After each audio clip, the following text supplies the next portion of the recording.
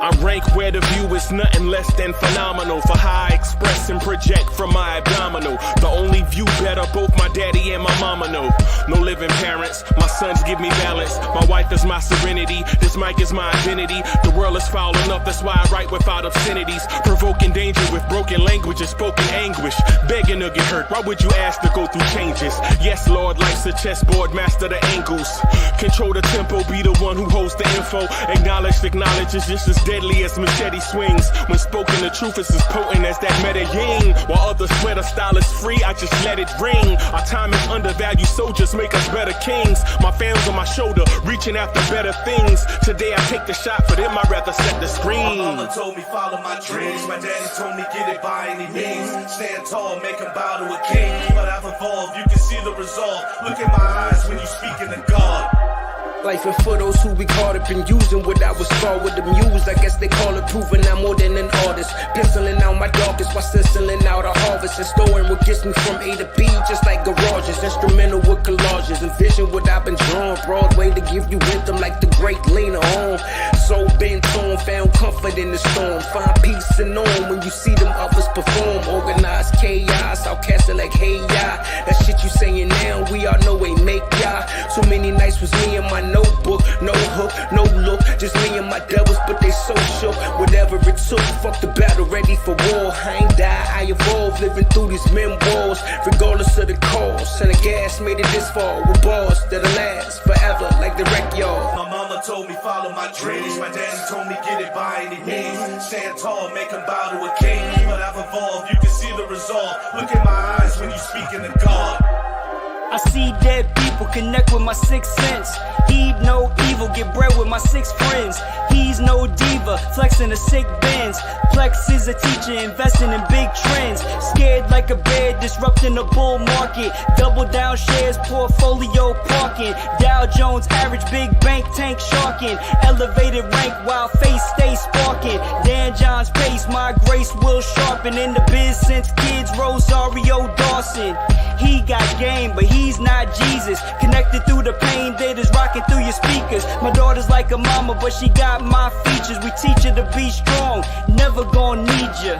Like Ruth Long, she was born a leader. Underestimating the greats is the wrong procedure. My mama told me follow my dreams. My daddy told me get it by any means. Stand tall, make him bow to a king. But I've evolved, you can see the resolve. Look in my eyes when you speaking to God. I'm alone, but I ain't lonely. Least I got my homies. Peace is what they show me till I meet my one and only. Nothing you can loan me, no way for you to own me. Baritone in my tone, leave sopranos to tone it. My ad-lib game can compete with those on the spectrum. I ain't gon' diss them, but definitely don't respect them. Equivalent of holding the mic till you wrecked them at the crossroads with the devil at a dark intersection.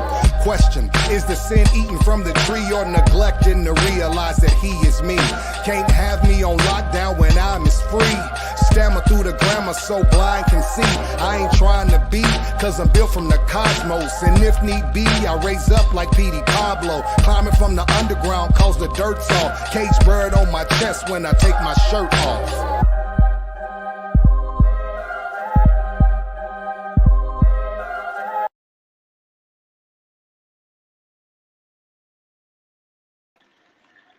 Yo, welcome to the Knicks Tonight podcast. I'm your man, Uncle Freezy.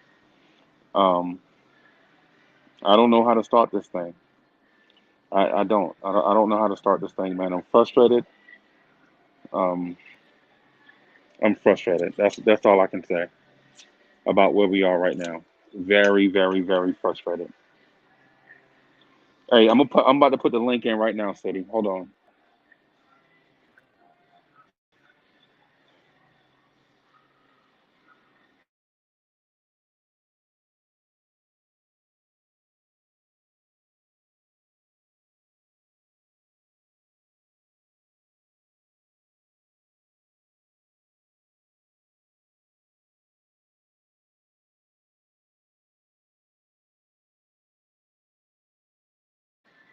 Yeah, I'm very, very frustrated by this loss tonight. It's not even on the players. I think this is a front office disaster.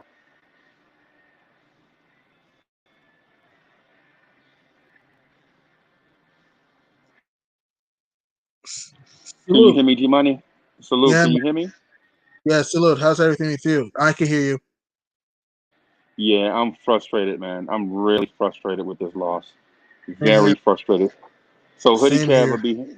Hoodie Kev will be here in a minute. He's having internet issues like myself, Okay. and City will be here in a few minutes. All So right. Yeah. This was a stupid loss. I can say. You know, salute City for real. Salute, man. This Knicks team, we play hard, but we don't play smart sometimes. Okay. We lost this game for many reasons: turnovers, missed free throws, not finding the open man, also not finding, not rotating to the shooters. We did not deserve to win this game. I'm sorry. We did not deserve to win this game. I don't know how we lost to the Wolves that did not have D'Angelo Russell that won 12 games. I mean, 11 games going to this game. Okay? The Boston Celtics just lost to the Dallas Mavericks at home. If we would have won this game, we would have leapfrogged to the fifth seed, maybe. Who knows? We would have stayed at fifth, at least have a shot to get to fourth. This is the worst loss of the year. The Knicks are still a decent team, but we need to learn to execute in close games. Okay? That's all I have to say. Oh, Yeah, that was a really bad game, and I don't. I mean, I know that Randall hit two shots isolating the ball, but I don't know if Tibbs is probably calling this to have Randall have 5 ISO plays in a row. Like, Yeah. you can't do that. That just makes no sense. And then I saw people in another chat talking about how some people think it's RJ's fault, but like, you can't, in the last 5 minutes of the game, you just have Randall and Peyton having the ball. Peyton passing it to Randall for the ISO. You can't expect someone to hit a shot after being iced out of a play, an offensive play for the last 5 minutes. And it's like it just it was such a bad game. And then you It should have never have came to this. We're up 18 on these and guys. the play that pissed me off the most is that you have Peyton. Everyone is in the paint. You have RJ in the corner. He was guarding Malik Beasley, but then Ricky Rubio transitions into the corner, and Peyton is still in the paint for no reason. He's just in the Mhm. paint sitting there when he should be out guarding his man. And then that leads to Malik Beasley hitting a three. That I knew that that shot makes was no going sense. in. Yeah, me too. Like, yo, I don't can know I why say Peyton is this? in the paint for no reason. Like, bro. Yeah, go. Yeah, Yo, go can I ahead. say this? Can I say this? Can I say this real quick? Mm-hmm. Yo, let me start this off by saying this. Okay, All right. I'm saying this. Okay, listen, All I right. am not mad about the loss tonight. You know why? Usually I'll be mad about the loss tonight, but I saw something epic today. Okay, I saw something epic today. I'm gonna tell y'all what I saw. Right. So I had to work today. Right. Boom. And then I'm listening in, and I had to time out because, like, you know what I'm saying? I got to work. I couldn't listen in. I rewatched the show. And then I see Hoodie Cap get on, and I said, what is my dude doing on AMD? What's going on here? Right? So I said, okay, cool. Like, he usually jumps in here and there, right? And then I see Rob jump on. And I said, what in the YouTuber verse is going on right now? Like, you know what I'm saying? And then it was the Clash of the Titans, right? Then it was the Clash of the Titans, okay? Shout out to you, Uncle Freezy, for bringing that together because guess what? It was epic and I loved it. I loved it. This is the reason why I am not mad at our loss tonight because I saw something epic, okay? We both have two different things going on, right? You got the KMD. Shout out to those guys. Like, you know what I'm saying? And then you got us, the Knicks at Night podcast, baby. We here. Like, you know what I'm saying? But that was freaking epic, bro. Like, you know what I'm saying? Like, that made my day. Like, you know what I mean? Like, that made my day, Freezy. Like, you know what I'm saying? Like, that was just, I didn't even know what to do with myself. I was just like, yo, I got to get on tonight and bring the energy for the Knicks morning drive. Like, you know what I'm saying? Or for my Knicks at Night podcast family, I had to get on and bring this energy because guess what? Before we get to the game, although we lost, I get it, I understand. You know, tough loss, too many turnovers. We played a crap second quarter. I don't even know what happened in that second quarter, but scratch all of that. We saw something epic today, fellas. We saw the coming together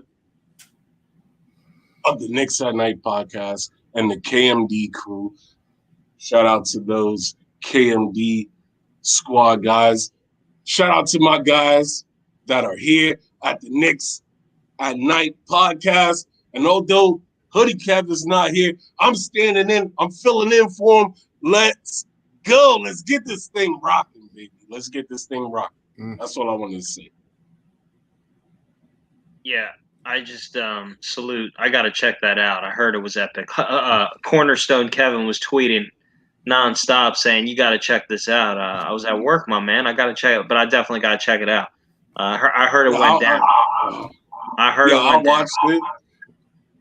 When I watched it, I swear, yo, when Kev popped up on there, I said,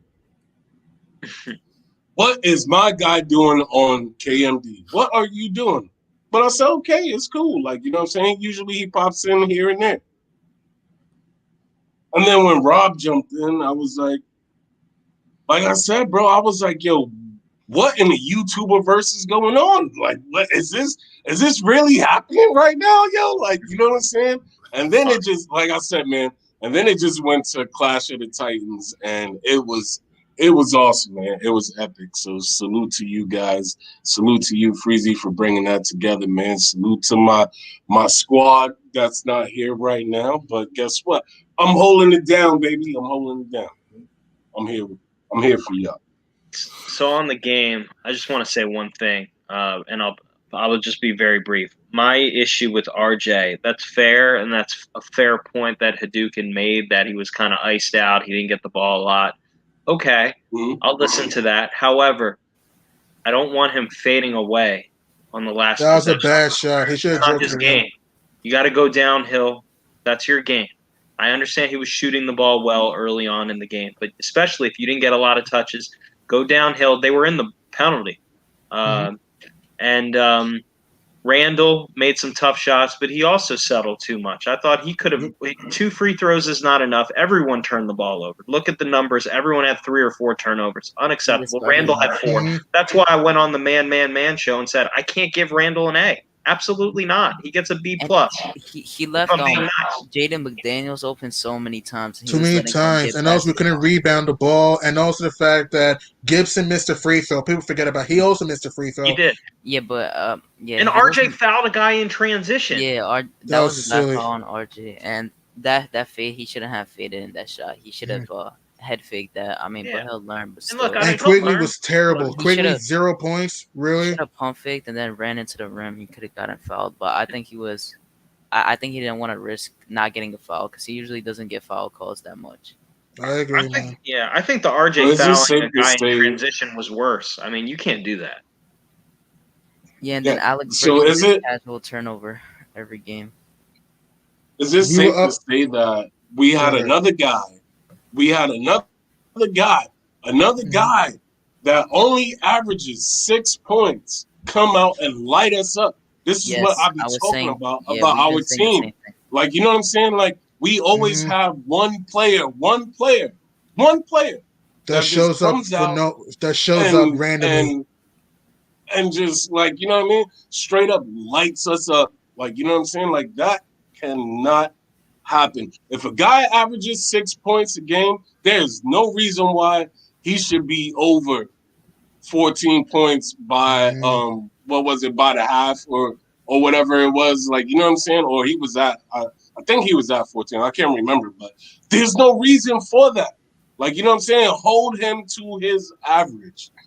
Hold him to his average. They left him McDaniel open said so many 18. times. Yeah. Randall was playing lazy defense. I mean, at the end, like they had RJ out the whole entire second half until they finally pulled him out like halfway into the fourth, and then he got pulled right back in. Like I don't know Oh what they boy. expect. These dudes are playing so much. Bro, we were up Oh 18. boy. My They should have God. blown the Wolves out. My Hello, God. Hoodie Oh, Kev.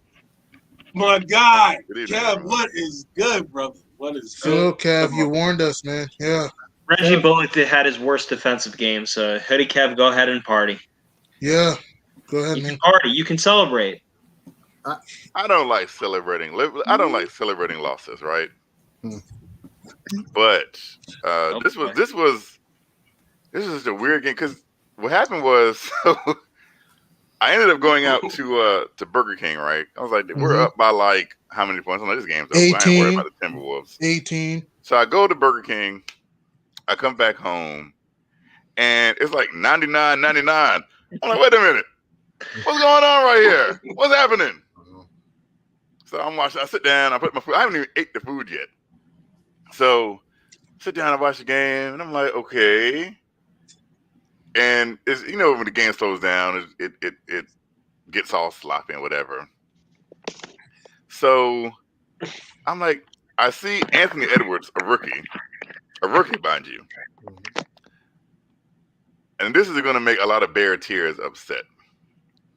I saw Anthony Edwards do something I've never seen RJ Barrett do, which is actually close out a game.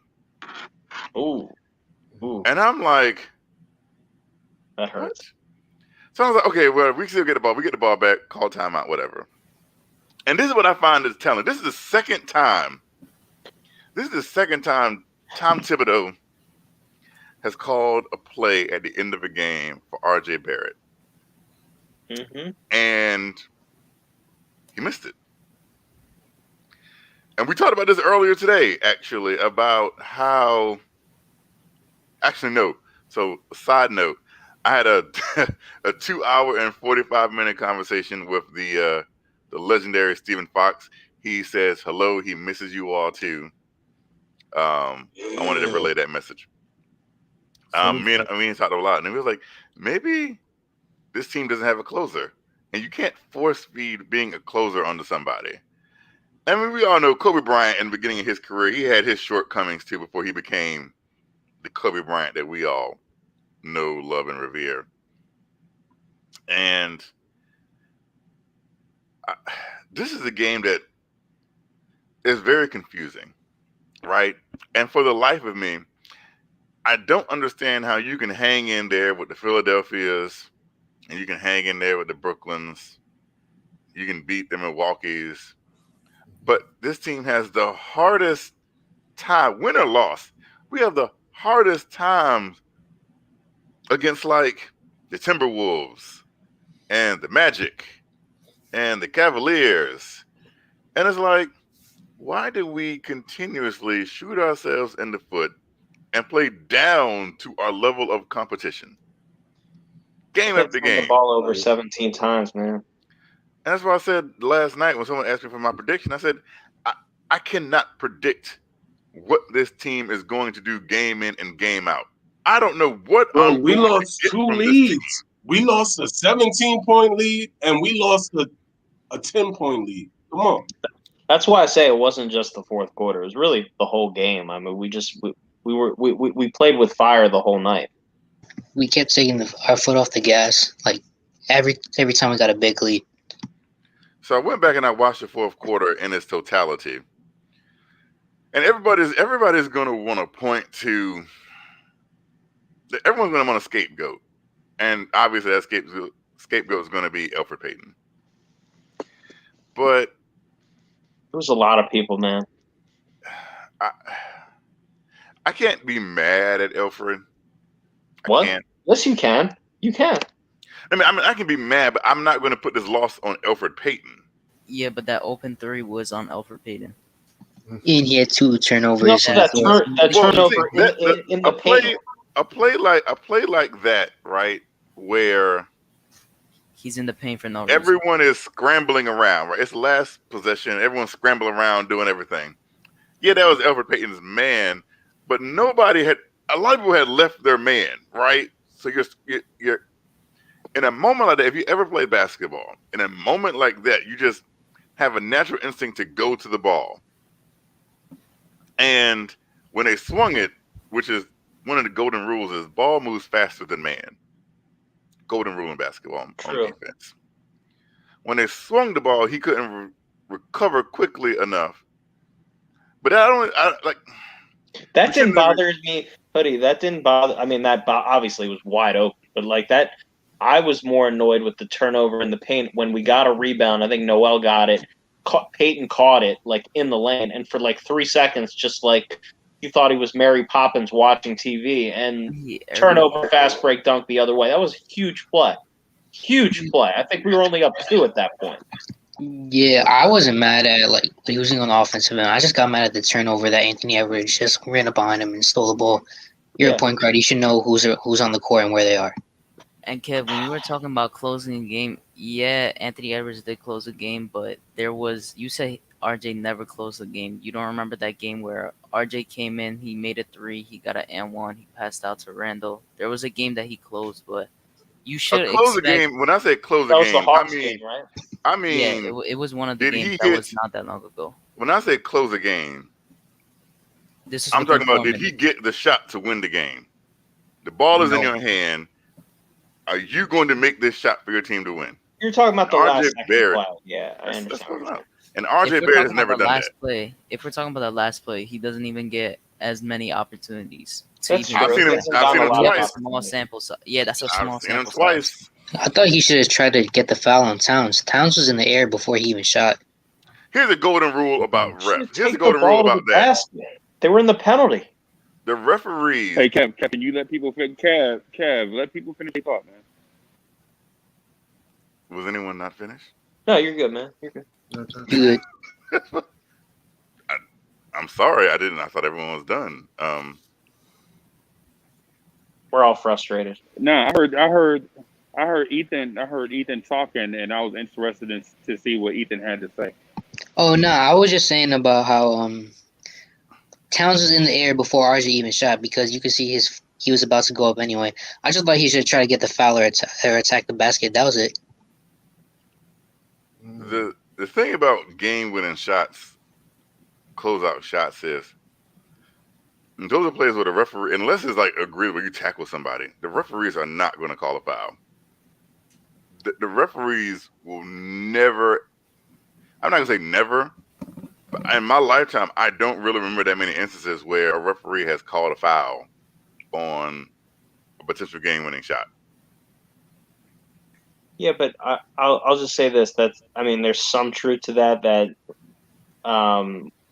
not always, they don't want to make that call, but it's not just getting the foul. If you go downhill, you can spray the ball out to Julius. You can spray the ball out to Alec Burks.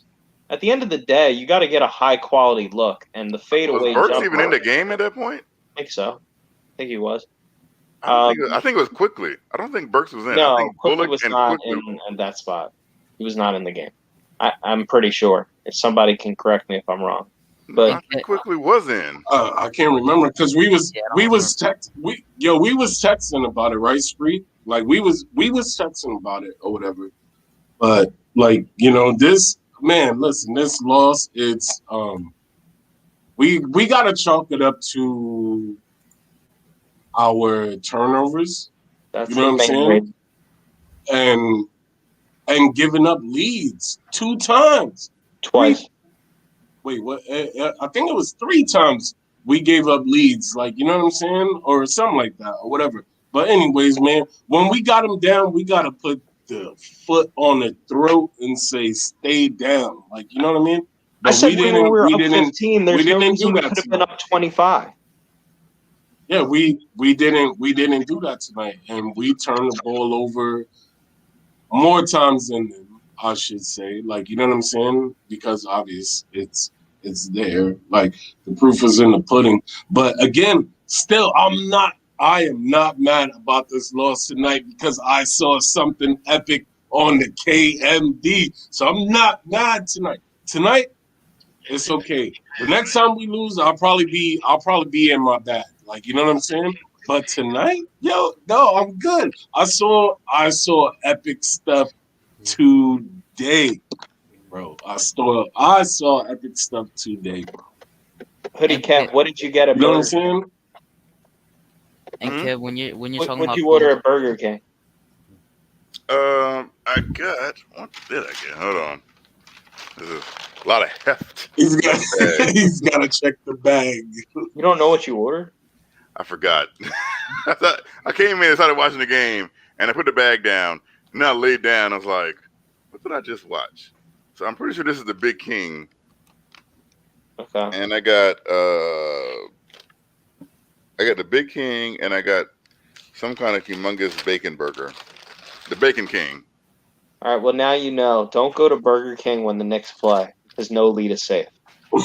Apparently not. Apparently not. and On some Kev, more positive notes, a little basketball aside, on a more wait, positive note, at the let me 11th hour, literally the 11th hour, the Mets finally signed Francisco Lindor. 42 minutes before the deadline.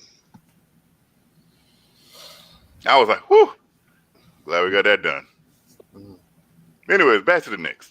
Yeah, Nah, Kev, when I you were just want talking about closing, real quick, just one last thing.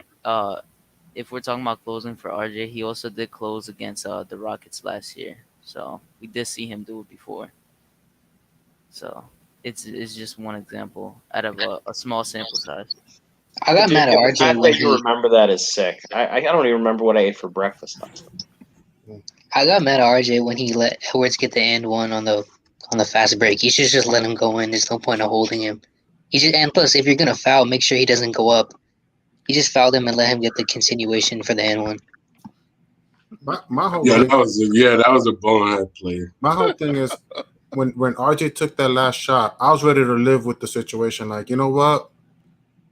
I wanted RJ to take the last shot, and I was like, you know what? Live with the results. That's my whole thing. But I gotta give credit to Anthony Edwards. Like there was a couple of leads that I felt like he was like the reason why the Timberwolves, like in the first half when it was 50-51, I'm like, how's it 50-51 when the Knicks were just up like 5, I think.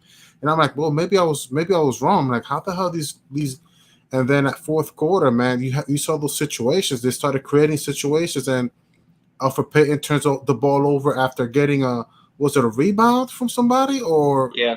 and then he creates another turnover again. So it's like back-to-back turnovers, and I was like, oh man, this is gonna. I was like, this is gonna be a nightmare when I come through today. So, but I think I got to give credit to I don't know who's giving Anthony Edwards credit, but I got to give credit to that guy. I feel like He in looked this good, man. game, I agree. yeah, he looked good today. He played good, and he kind of made his stamp in this game. Like he was looking like he was the most talented player in this game, and I wanted it to be RJ, but sometimes your shots fall, and sometimes they don't, and it's unfortunate that if it was somebody else guarding RJ to for that jump shot, I would have felt comfortable. But when it turned out to be Karl Anthony Towns, I'm like, oh no, this is going to be a bad shot now. But it was like it kind of surprised me. So You see why Edwards was the you number gotta, one pick. yeah, it's just like you got to live with the results. And I was ready to say, listen, RJ's taking the last shot, and I saw Tash Gibson get hurt. I'm like, oh man, is this guy going to be done for the whole week? Is it? Do we lose another player? Because we just it looks like we lost Taj, like 2 plays or 3 plays right before that. He looked like he caught an elbow. And he was like, "Oh man, I can't get up. I got an elbow to the face or something." But yeah, man, Anthony Edwards really made his name. He made a name for himself in this game. There's a lot of plays where he stood out. He stood out a lot in this game. So shout out to him. You guys saw what Edwards said in the postgame about RJ in the situation. He said that they just didn't want the ball in Randall's hands, and they wanted RJ to be taking the last shot. I mean, he was. I mean, he was being. I mean, it's an honest thing to say. It's not like he said anything we don't know. I mean, I thought it was a little. He was. I don't think he was purposely saying, "Oh, RJ's a bad player," but yeah, most teams don't want Randall getting the ball in that spot. That's true. I mean, he's not saying anything wrong. Maybe it was a little harsh on RJ. RJ is going to get better. He's going to learn from it. He's a young player. I'm not going to overreact. Um, it's frustrating. I mean, Hoodie Kev said, "How can we do this?" But tonight, I'll just say we're not good enough. We have to earn every single win. We should have won this game, even with all the 17 turnovers. We lost by 1 point. I don't care who you're playing. On the road, 17 turnovers is almost always going to result in a loss. Here, they made an extra play, and we almost still won the game, and it happens. It stinks, but now we got to beat Dallas. My whole thing is I'm happy. I'm happy that RJ took the shot because I know he'll bounce back. So I know it's an ugly loss. I know that. I mean, okay, I can accept what Anthony Edwards said about RJ, but I look at RJ no different. I mean, I don't know exaggerate no different than a rookie Kobe Bryant. You gotta let him keep grinding. Just he gotta stay at it, stay focused. This the next game tomorrow. You gotta move on, and I know that RJ is gonna bounce back, and I know he knows what time it is. So that's the second leader of this team. He deserves that last shot. I still believe in him, and I don't second guess him taking that last shot, regardless of what the narrative is today. Even tomorrow, I wouldn't second guess RJ taking the last shot. So, God of Moses, you know what would make me feel better? Can I see that Randall jersey? I had it on, man. I had it on the other day, man. So. That would make me feel better. I got God of Moses a Randall jersey for him saying he would make the All-Star team, and I would like to see it. Yeah, I'm excited to see RJ very good. versus Edwards in the future in their matchups, because I think that's gonna be a Mhm. good matchup in the future. Just to look at Mhm. how they play. It's a special thing. It's a special thing. So I treat it with care. So I got you. it's one of those I'm things. happy. I'm happy. I don't want to. I don't want to wear back to back. You gotta I gotta be in the right groove. But Hey man, listen, man. You deserve that one, and as long as I know you're gonna keep it in good company, and Yeah. when we're in the playoffs, that's the time you gotta pull it Well out. said. But That's a good conversation there. We were having that conversation this morning, man. Leon Rose, we need Leon Rose help. I don't question Tibbs. I don't question the players. We need more. We need more. We got like 2 roster spots. So you don't. I'm sorry. You don't question Tom Thibodeau just a little bit. I question him sometimes. Well, the thing is I that question his rotations. the thing is right now with having only 13 players in this roster, and then we got 13 players, and then one of them is injured, so that's 12. Only 12 players in this roster, and for me to, you know, I was expecting Mitch healthy now. I was expecting a healthy Mitch so that so the Knicks can win these games, and 6 minutes into the Milwaukee Bucks game, he's out. And I felt So like even before Mitch got hurt, when Mitch was healthy and Edwards, I think there was still no questions on your behalf. I mean, the only question of Tibbs is the Alfred Payton playing him at the end of the game, the way he was throwing the ball around. the thing is, I wanted Derrick Rose to start, but then he was injured all the time. He was injured all the time. So the only thing is, again, Tibbs is working with the hand he's dealt. I agree with most people in the chat that we should trade Alfred Payton at least for another point guard or another position of need. But I'm like, he's working with the situation, so I can't really blame him with that situation. I mean, It was tough. He's trying to get a win. I know the coach. I don't just blame. I don't blame one I know the person. coach for this wants to loss. win. I know the coach wants to win. I know the players want to win. I don't know. I don't know if Leon Rose is going to is going to pick up players in the buyout so that we can win some of these games. I don't know. I don't put it on one guy. I don't. I think Alfred Payton lost us the game. I think R.J. Barrett did some things that lost us the game. I think Julius Randle did some things that lost us the game. I think Alec Burks did some things that lost us the game. I think Nerlens Noel did some things tonight that lost us the game. They all did things that contributed to the loss tonight. It was a collective team failure, in my opinion. Some more than others. But overall, there was not one guy that you said, "Oh, he's the reason we lost this game." No, disagree.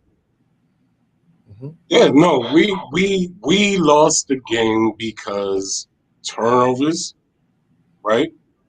And we did not do anything efficiently to keep them out of the game. Like, you know what I'm saying? That just can't happen, man.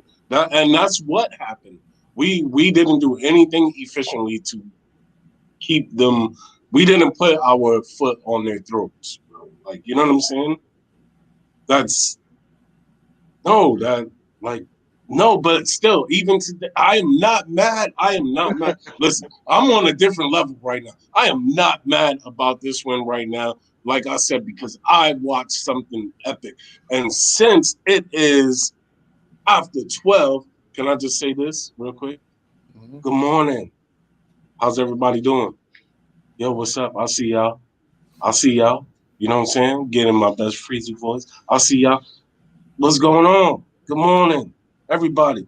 Salute. Yo, what's good? Hoodie Kev hung out in the building at the KMD show. I love it, brother. I love it.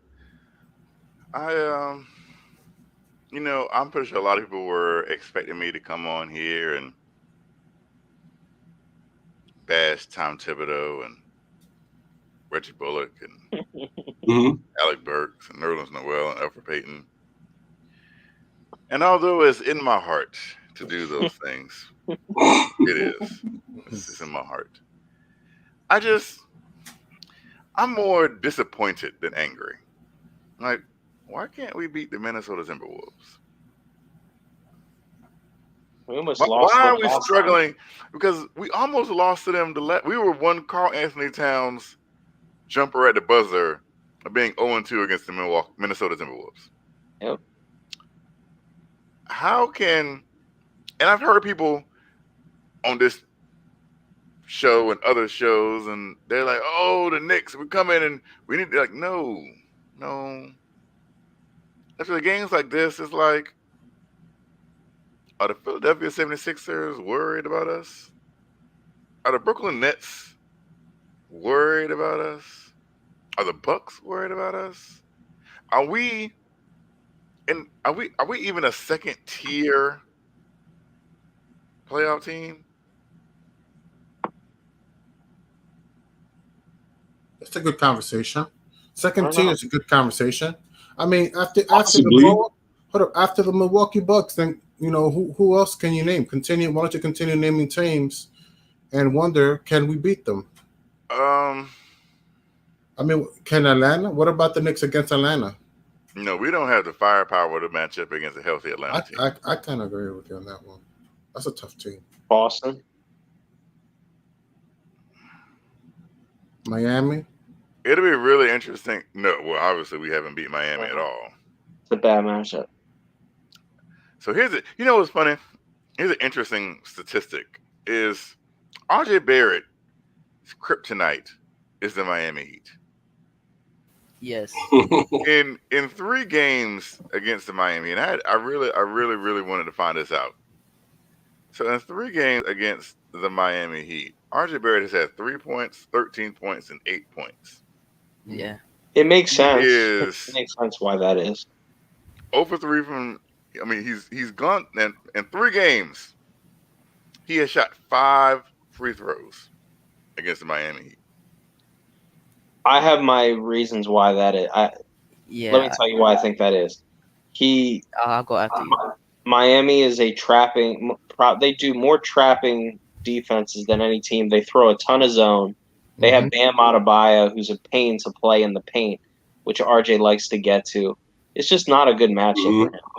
Yeah, Um, they start off trapping him like you saw. They basically started trapping him in like the first play, and they were doing that the earlier games too.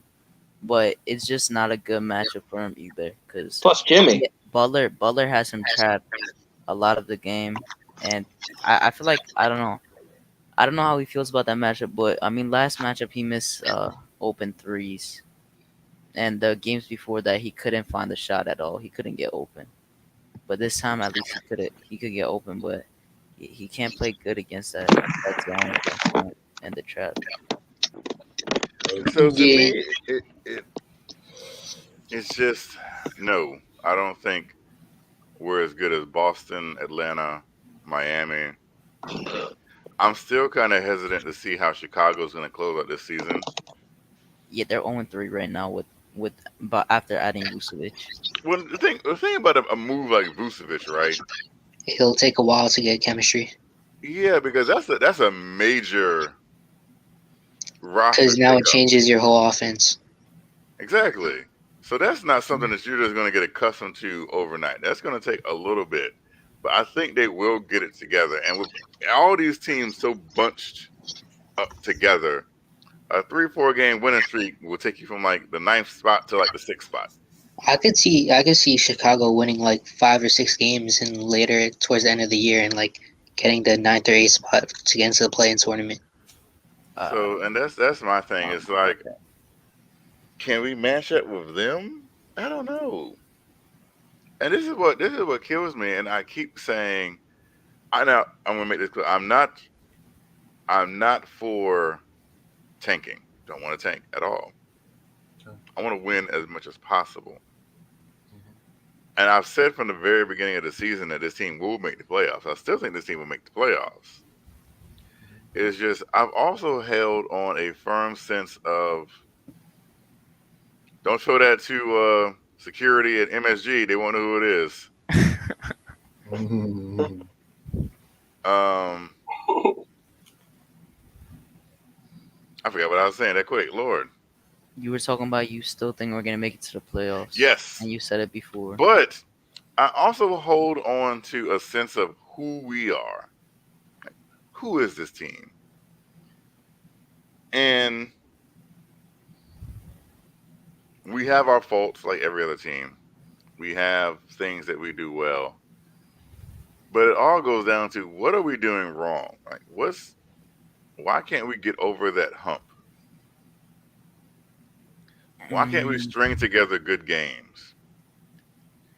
And I said it the other night is you can't be consistent with inconsistent players. I agree with that. Yeah. And we have a roster littered with inconsistent players. I just think Yep. our point guard's the most important position on the floor, and probably the most important thing you need in a close game to win a close game, to make the decisions for you. So if you're and Tom Thibodeau has to reassess this. I don't care if Eric to give Elfrid Payton one thing that he did in this game that was good. He was aggressive early on in the game to start, and I give him that. But just because he was doing that in the first half, that doesn't mean you need to play him down the stretch of the game. I understand Rose didn't play. There's got to be a way you can find a way to get your 5 best guys you trust. And Elfrid Payton, there is no way you can honestly say to yourself you trust him. Period. I You don't see, like Burks that much, but I thought he should have been handling the point guard duties with him and RJ, so RJ could have at least gotten some touches near the fourth. Because he started off hot. yeah, you see, I mean, like to the point that Kev says, Yeah, I agree. I think like the point guard situation, obviously it's a needed to make this team better, but Mm-hmm.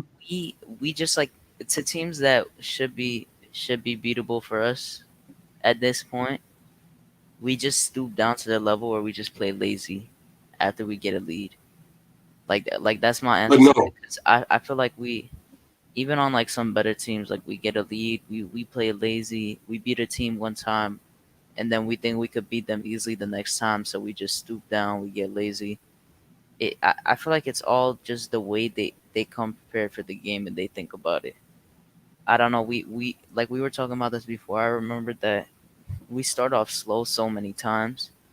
This game we didn't. I don't think we really started off that slow. We started off slow against the game we played before. I already forgot who we played, but we started off slow. Yeah, versus Miami, we started like 0 for 9, and then we started off bad every quarter. Thank you. I said, You kept listen, like pointing it out every time about that. Like we can't do that. We can't start off slow. We can't start off slow in the second half. We can't just miss consecutive shots. We can't give Randall the ball 5 possessions in a row and expect him to hit every shot. You gotta just like right. you gotta put people into the play and trust other players. Like I don't know, they need to do a better job of that. But that's all in them. That's and tips too at the same time because sometimes the way he puts out the rotations and when he puts players in, players out, like you see like some games he that we had problems with earlier, like he took RJ out and he kept him out for too long and then he puts him in like 4 minutes left when there's no point. Like it's just like things like that. Mhm. I do. Can I said it? There's no I way said this it should have the been a other 1 point night, game. bro. I said it the other night. I said there is no reason, there's no way that we should We be should start off shooting bad every 0 for 8 in the yeah. first quarter. Like, you know what I'm saying? And then coming out in the second quarter and shooting 0 for 7, and then coming out in the third quarter and shooting like 0 for 3 or 0 for 4. There's no reason for that. Exactly. That is not how you gonna win games. Like, you know what I'm saying? Because obviously we already know we have a problem with closing quarters, but the other night we had a problem with opening quarters. Like, you know what I'm saying? Yep. That needs to be addressed real quick. Like, you know what I'm saying? Real It quick. changes That needs weekly to for be. us. The problem is different every week and in that Miami game the he had 39 I'm pretty sure at the half and they ended with 99. Like Mhm. and we had a lead against them too. I don't remember our lead. I think they had a lead and then we went on a 16-0 run and then we had our own lead and we still choked the lead again. And then we just could Squandered not it. score at all. And Squandered it just like and we Tyler squandered Hero, like 2 or 3 leads today. yeah, and Tyler Hero was left open so many times. He made clutch threes and then you have like I think RJ defended Duncan Robinson really well, but he made like 2 really tough shots over him. Like you Good can't do point. anything about Hmm. that. Like Good point. he does that to everyone. Like you don't know if that's going in. That's just the art of his jumper. Like that's I mean, just we hear Clyde say it all the time. That was good defense, but better offense. Like, you know what I'm saying? yeah. Like you remember how Danny Green hit a three over RJ2 the same way, and then he hit one over Bullock. Like it's just Hmm. these things like those things I don't think you could really control. But then like the other little things we have to work on. Yeah, in the Heat game, the Heat had 36 points at halftime, and they scored 39 points in the third quarter. So they scored more points in the third quarter than they did in the whole half. We just didn't. The defense, yeah. I don't want to hear How is for a this a one while. point game at halftime? Yo, that's what I I'm just how is saying. this a 1 point game at halftime? Anthony Edwards, I mean, he just started doing things. I'm like, how's he? I don't know, man. Yeah, he did most of his scoring in the clutch at the end of the game. Yeah, he had 14 in the fourth quarter. I think we had like a 5 point lead at the second quarter. Like within like a minute or 2 minutes left, we had like a 5 or 6 point lead, or maybe even an 8 point lead. And before you know it, Anthony Edwards started just chopping that lead down. I'm like, what the hell is happening? So, looking at it, it says like we outscored them 26-19 in the first. Then they outscored us 31-25 in the second. In the fourth Ay, quarter, ay, ay. we got outscored 32-20 Oh my by the goodness! Minnesota Timberwolves. Kevin Garnett ain't walking through that door. I don't see Terrell Brandon. Wally Zerbiak is in studio. Sam Okay, Cassell. Sam The o- Cassell. the offense just looks so bad. Like during that fourth, like right when I think it was like to the point when they put the subs in. Like I didn't even know where they were looking for the offense. It was just like a whatever offense at that point. Like They I, kind I of have went no too. idea. They went too isolation heavy. Yeah, Like I hate ISO. I Randall. hate that. Well, it's not that I hate it. I mean, like they're like Randall's a good isolation player. It's just he settled too much for jumpers. He was making some of them, but I just thought there was not enough movement. No, Yeah, I like didn't like that there was 5 ISO plays in like the last stretch in the fourth quarter. Like there's There was 5 times there was we had five. He 5 made ISO two of plays them, with and then Randall. three of them were bad, right? Yeah, there we had the ball. It was like with 4 minutes left, and we called 5 ISO plays for Randall, and there yeah, was no movement. People were just standing around. yeah, that's what I'm saying. Like I Yeah. mean it's not that I mean I hate ISO plays in general. It's just like when you have so many ISO plays without having any other people initiate the play, because you just Yeah, have to and keep passing it to Randall. It just I don't know. with other teams, when they run ISO plays, they usually have a player who could shoot the three really well to run off a screen and then catch the ball and shoot. We have nobody like that on this team. So I don't know if Tibbs just wanted Randall to just go and win the game by himself. And I'll say this: Alec Burks, who's my man, and he scored tonight, but he had am I correct? Correct me if I'm wrong. Could anybody? But I remember a bad turnover he had late in the Yes, game. Listen, he had his nick with a bad turnover. I don't even probably didn't even see it, but turnovers and Alec You Burks were in the at fourth Burgers. quarter It go sounds hand in right. hand. Yeah, it sounds right. If someone said Alec Burks had a turnover in the fourth quarter, I'm like, yep, I didn't even see it, but I believe it. I believe it happened. He only does it when you're not watching because he knows He you're. literally does it every game. Yeah, I woke up last like, what? Well, I haven't seen a fourth quarter turnover Alec Burks yet. Next play, what do I see? Yep, he never lets me down. I remember Thanks, Alec Burks. Kev tweeted it once. He was like, "I'm still waiting for this Alec Burks turnover," and then it happened right after. Wait, I'm telling you're on you, Twitter? he does not let me down when it comes to the fourth quarter Hold turnover. on, Hoodie Kev, what's your Twitter? Huh? I think it's What's your Hoodie Twitter Kev. account? Yeah, it's Hoodie Kev. Oh, it's Hoodie Kev. Okay, I gotta follow. It's I'll like follow you. I'm Spreewell fan 8. I mean, I'll tweet you good during the game. as much as we were Hold having on. the lead. Oh yeah, you could do the shout outs. No. Go ahead. Finish your joint, and I'll get to it. Nah, I was just gonna say that as much as we keep getting leads, we kept getting leads. We just had so many turnovers from our starters. Mm-hmm. So and that can't happen, Right. and that doesn't happen a lot, but still, it can't happen. I saw not RJ, Julius Randle struggling when he was getting double teamed a lot in Mm-hmm. the fourth quarter. Like they played him a lot better this game. Yeah, I agree. They had him. They knew exactly when to double team, and he tried to kick it out sometimes, and it just didn't look good. It just didn't look good sometimes. Yeah, let me get to that real quick. Yo, salute to that bet that says for the $5 super platter.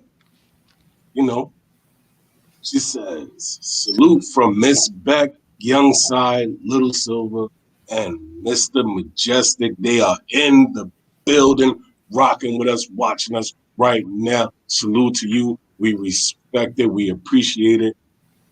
Much love. So, no, it's happened this Hey, season. Kev, can you read mines for me? Kev? Mm-hmm. Okay. Should I say something or not? I'm chewing. Hold on. What does it say? Oh, say for real. I don't know if I should shout you out since you're like right here.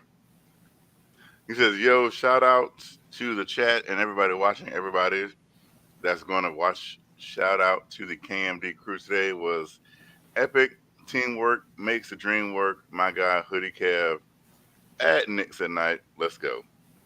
Bunch of heart emojis. Gotta love the heart emojis. Go ahead, Ralph. Hey, thanks, man. I was just gonna say, it's not the first time this season that I've seen Julius Randle struggle with the double team like the way, but Minnesota was kind of ready for him. They knew when to double team him, and he also struggled to kick it out. So that was part of the game today, and I don't know. The Knicks didn't have an answer. The Knicks didn't have an answer. Sometimes it be like that when Julius Randle, when teams are prepared to double team him, there are days that it looks like he's it's like it's not gonna be easy. Freezy pointed this out, and it's go ahead. No, you go ahead.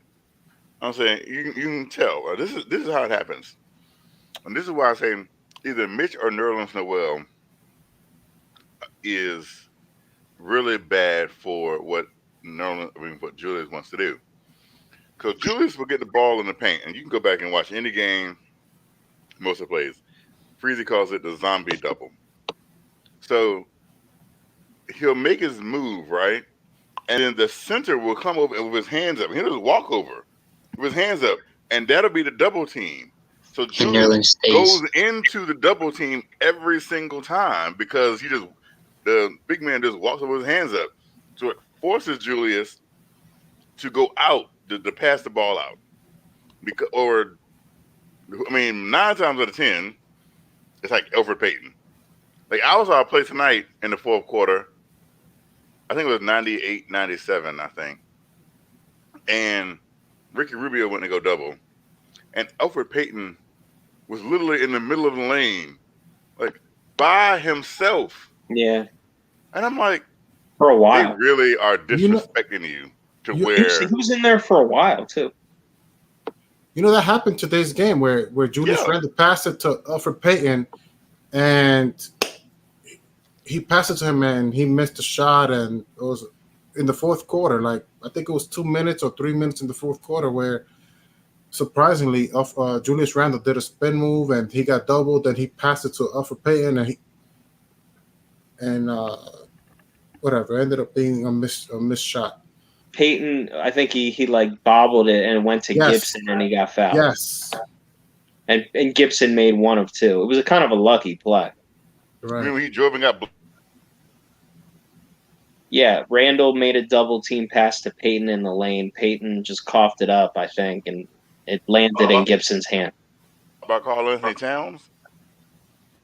No, I'm talking about a possession like with 2 or 3 minutes. I thought you were talking about the play where he drove on Karl-Anthony Towns and got blocked. No. And luckily Taj was there for the putback. I don't think we're talking about the same play. Yeah, that was a different play. Yeah, the one Spree's talking about happened with like a minute left in the game. And then Taj missed the first one and made the second one. I just like the one play that Elfrid Payton had the ball like at the free throw line or closer to the basket. I think like Randall bobbled it. It landed in Payton's hands. And I felt like I was there for 10 seconds watching him with the ball, staring in outer space. And then somebody took the ball from him and went on a fast break dunk. Do you guys remember what I'm talking about? I think so, man. I think I know what you're talking about. Yeah. That play ruined my night. Wait, that play was the play, in my opinion. Is it the Edwards dunk? That honestly took a dart and it killed me. Yeah, when Edwards ran behind him and dunked it, right? That was such bad awareness. That's what I'm like. A point guard in that spot is not looking in outer space saying everything is fine. It's merry-go-round. You have to have something when you catch a ball like that in crowded traffic. You have to be able to have the mindset that, ooh, this is a crowded space. Maybe I should take this back out quickly and understand that somebody may be behind me or maybe to the left of me. But no, Elfrid Payton thinks he's at a carnival. What is he doing?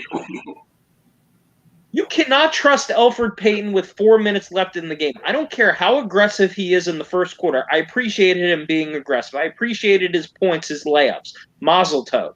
However, you cannot trust him with less than 4 minutes left in a game. Either put Burks in there or don't even have a point guard in there. I don't care anymore. I don't trust Elfrid Payton down the stretch of game. Yo, Spree, let me ask you a question. You know what's weird? This is what's weird, right? Right? So, how many points does Elfrid Payton average? If I had to guess, I'll say 12. 17. I think it's 12. The season? Oh, I thought you meant like tonight. Oh, I know he had 17 tonight. No, I'm saying for this season, how many points does he average? I think like 15. I don't think what that's what 12, So 11. he averages so 12 this points a is game. all right. So this is my question. He Yeah. averages 12 points a game. Yep. Are all of those on layups? Pretty much. He'll make like Are all of those 1 on layups? 3. Sometimes free throws are maybe 1-3 a night. That's about it. You know he'll hit that 1 3. You'll be like, So oh, why? So wow. why do? Listen. So why do people say he can't finish at the rim if all of his points he averaged is from layups? He can finish at the I rim. just thought about that. He's not a great finisher, but he does. Because He he gets takes most like of his 15 baskets when he's layups. a tackle. He takes like 15 layups and he makes like 4. Yeah, he was like 6 of 14, and all of his shots were layups. Oh my god. I just don't think he makes good decisions on the floor in close games. Right.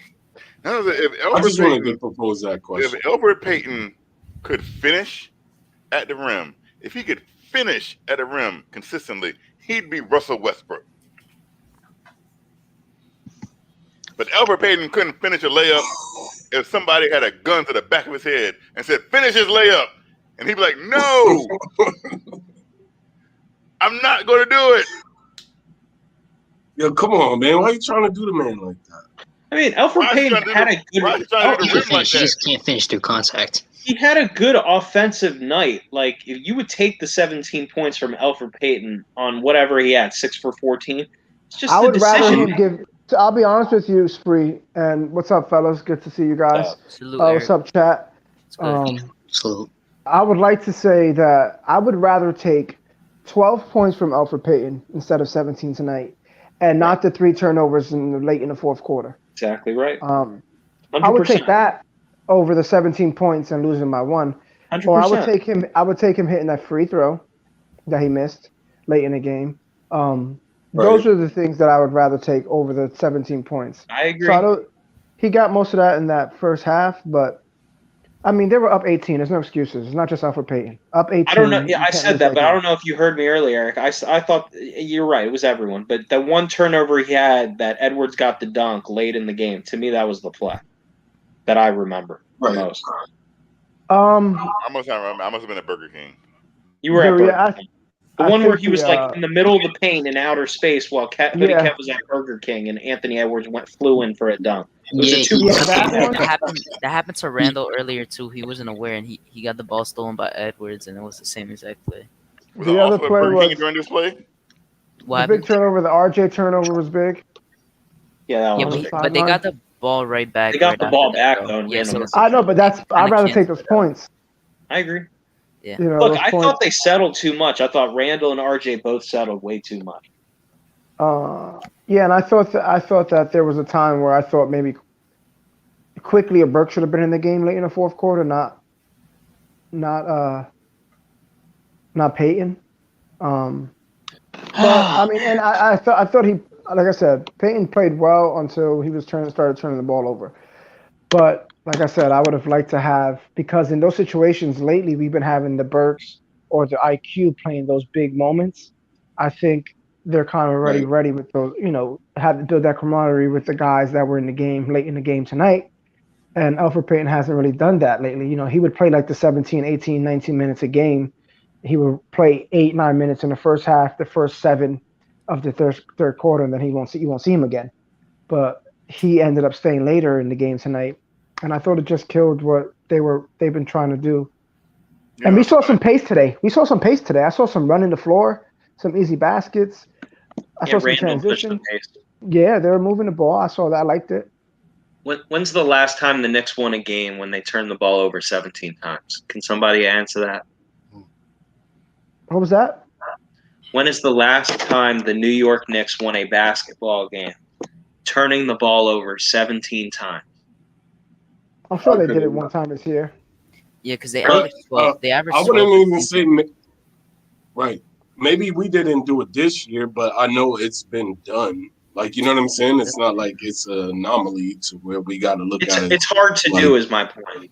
Oh, absolutely. Absolutely. You want to stay around 10, 11. I mean, you don't want to stay there either, but I mean, if they're really good with turnovers this year.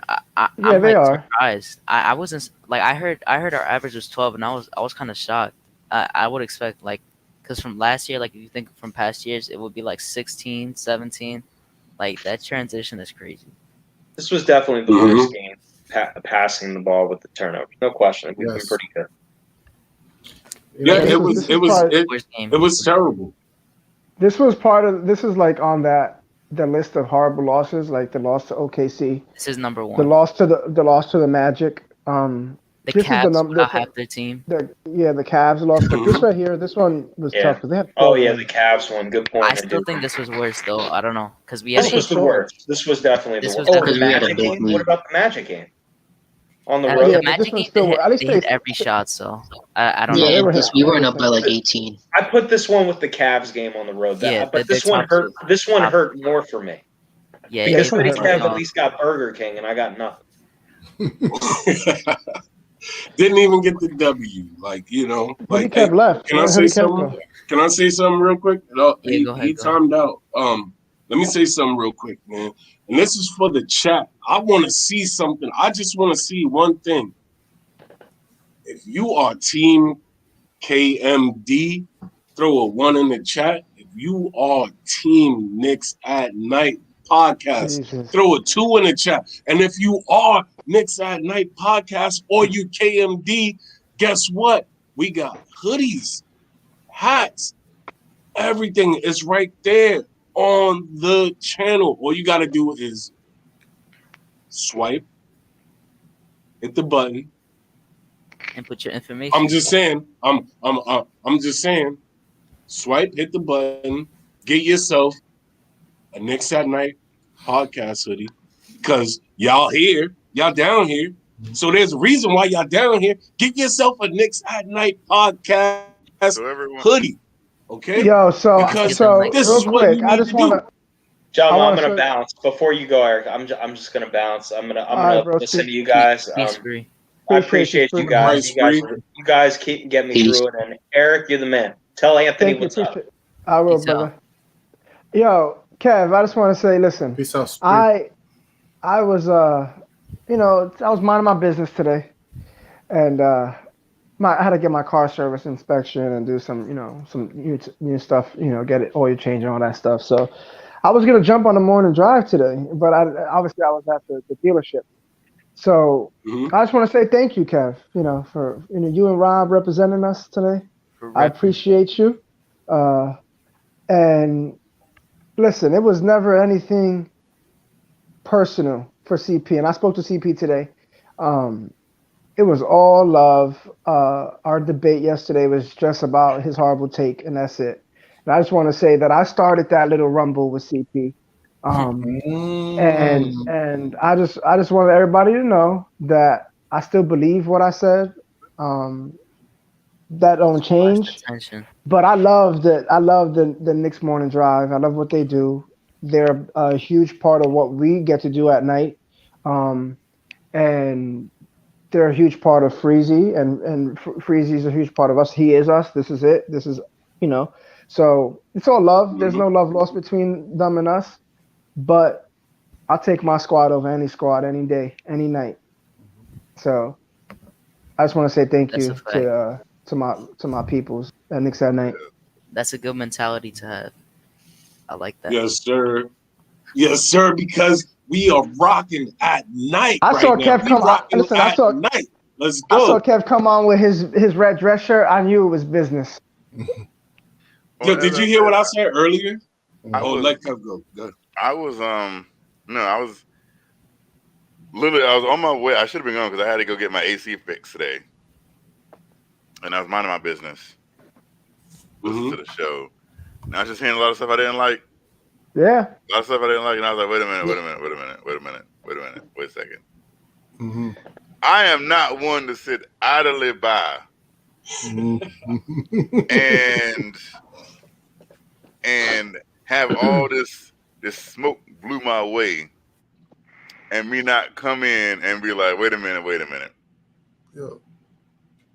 I am the one who gives out the smoke. Mm-hmm. And so there's smoke around that I want some. I'm never gonna run away from it. Never. Right. Never. Yo, but Kev, here's my thing, if I can speak. Here's my thing. It's like, no, me so sorry. If my whole thing is like, State showed up. I'm upset about the stuff he's talking about because I'm like, man, what the hell is this? I'm tired of seeing. So I wanted to debate State, but then everybody started saying in the chat, looks like he's throwing shots at Hoodie Kev, and I'm like, yo, whoa. So I said it. I try to nip it. If you look at the video, there's a couple of it, but I was like, yo, listen, and I could bring. I don't want to. Maybe I should revive. I should bring the whole thing back if you want me to, or if not, I try to keep it short. But I was like, yo, listen. At least when Kev does it, it's at least entertaining. But then then you telling me, hey, listen, you're telling me. I said, you listen, because at least what Kev talks about Kevin Knox, I said we're gonna get some jokes out of it. But for somebody else to say, listen, man, I'm tired of seeing Alfred Payton go start Frank Ntilikina, I'd be like, bro, like you're not making any sense. And the same, and I still think it's illogical. Like, so somebody else says it, it's fine. But when Kev says it, it's mad funny. Like you already know he's about to get in his bag and he's about to make some. So it's kind of funny. So I would say like, it's cool when right. So that's my whole point at that time. Was like, listen, man. I'm like, man, at least when Kev does it, he's about to. Right, we know Kev. We know that he likes to. So, anyways, but then Kev threw me off today when he said, "Well, I felt offended, and like I'm a clown now." And then that's what got me like, okay, now I got to show up tonight, and I got to make sure. Now I got some work to do at the night Knicks at night. I got to come through. Because I said I like when Kev says it, if somebody else says it, and I'm like, oh bro, you're not making no sense. And when Kev says it, it's it's passionate, it's funny, and it's entertainment, and it is what keeps the Knicks at night often keeps it going. It's a different take. But most likely, if you tell me, listen, man, I'm tired of seeing this player go start somebody who's not even getting minutes on the floor, like at first. And I told this to Kev too. I said you can look at the Knicks at night. You can look at the Knicks morning job. I said it to Hoodie Kev. I'm a Kev.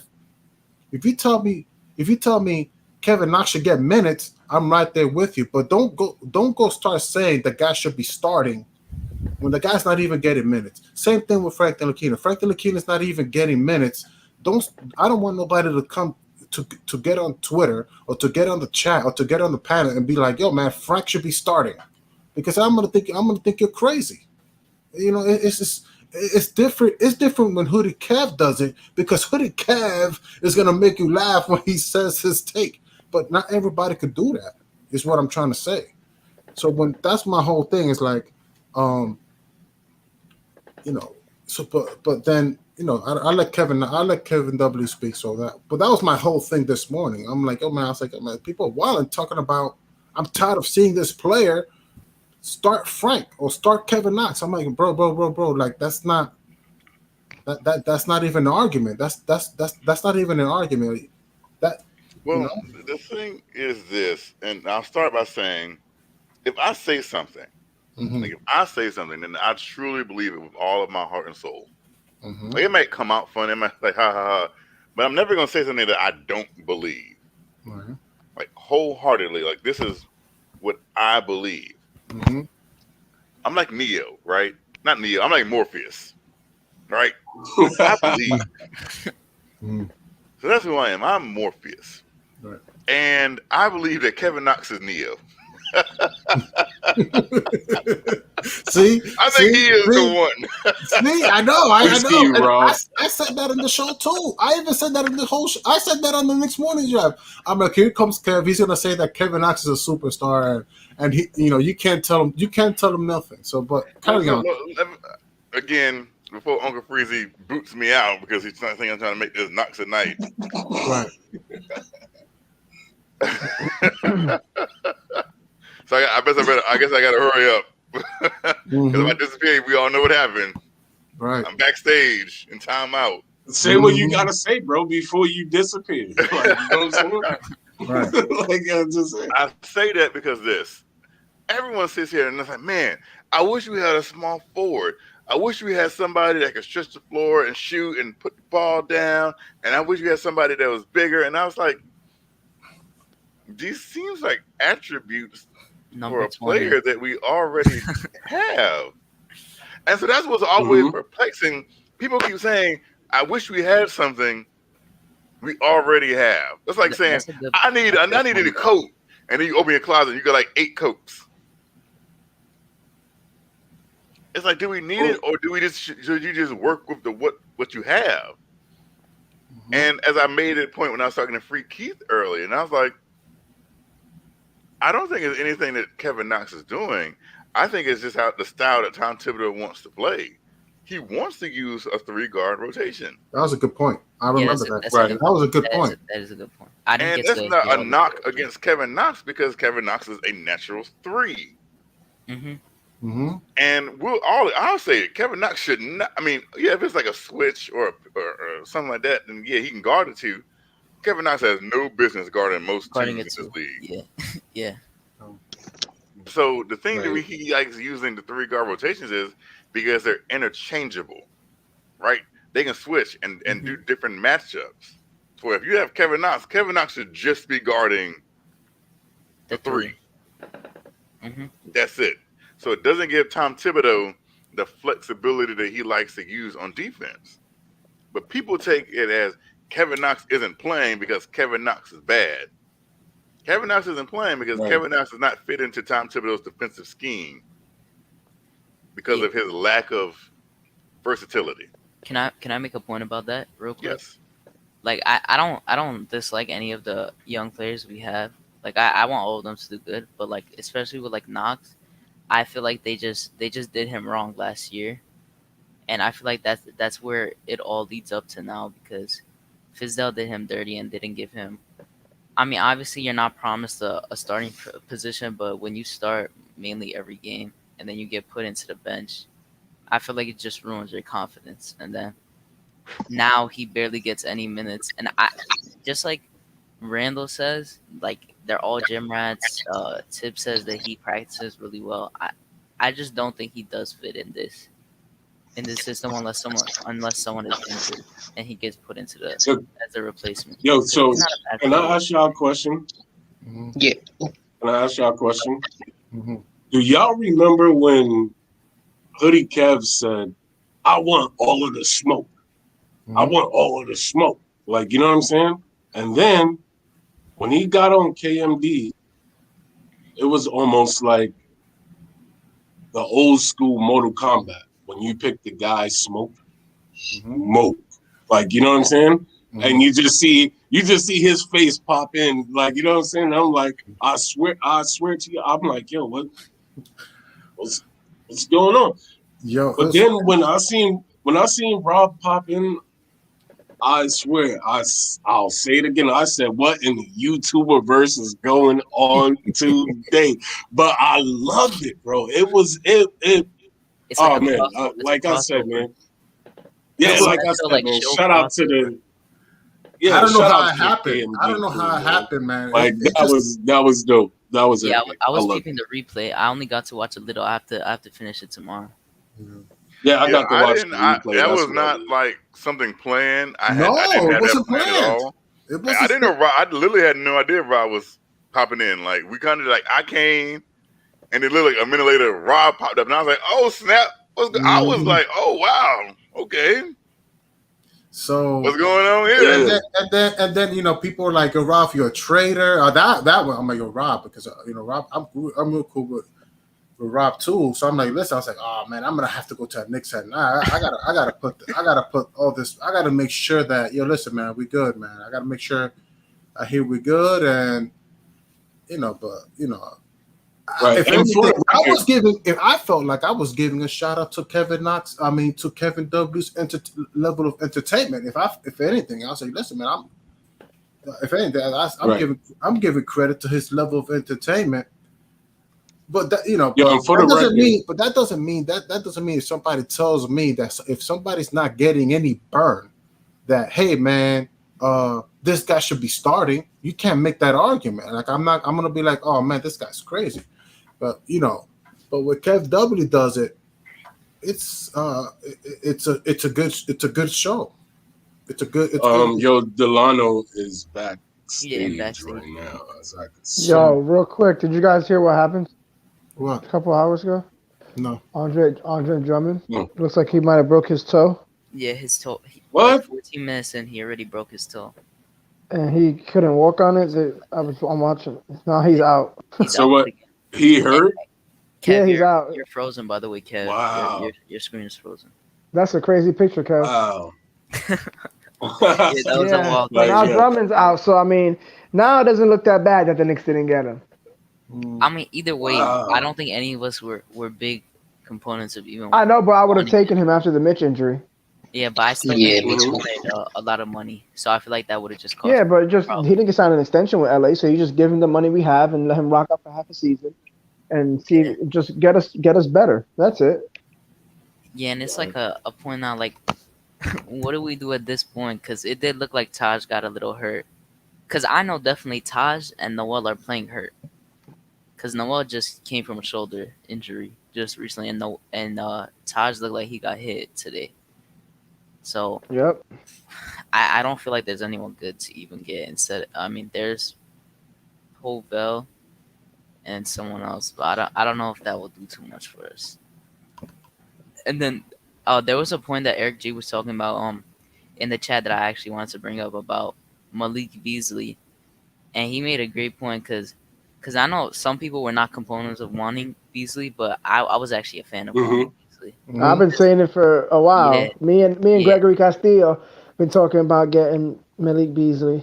Yeah, he would have been a And, great signing. Like I know like the outside stuff is bad, obviously, but I feel like I don't know the things I hear like from Anthony Edwards and stuff. Like they love him as like a locker room He was guy. 5 and- from 8 from 3 today.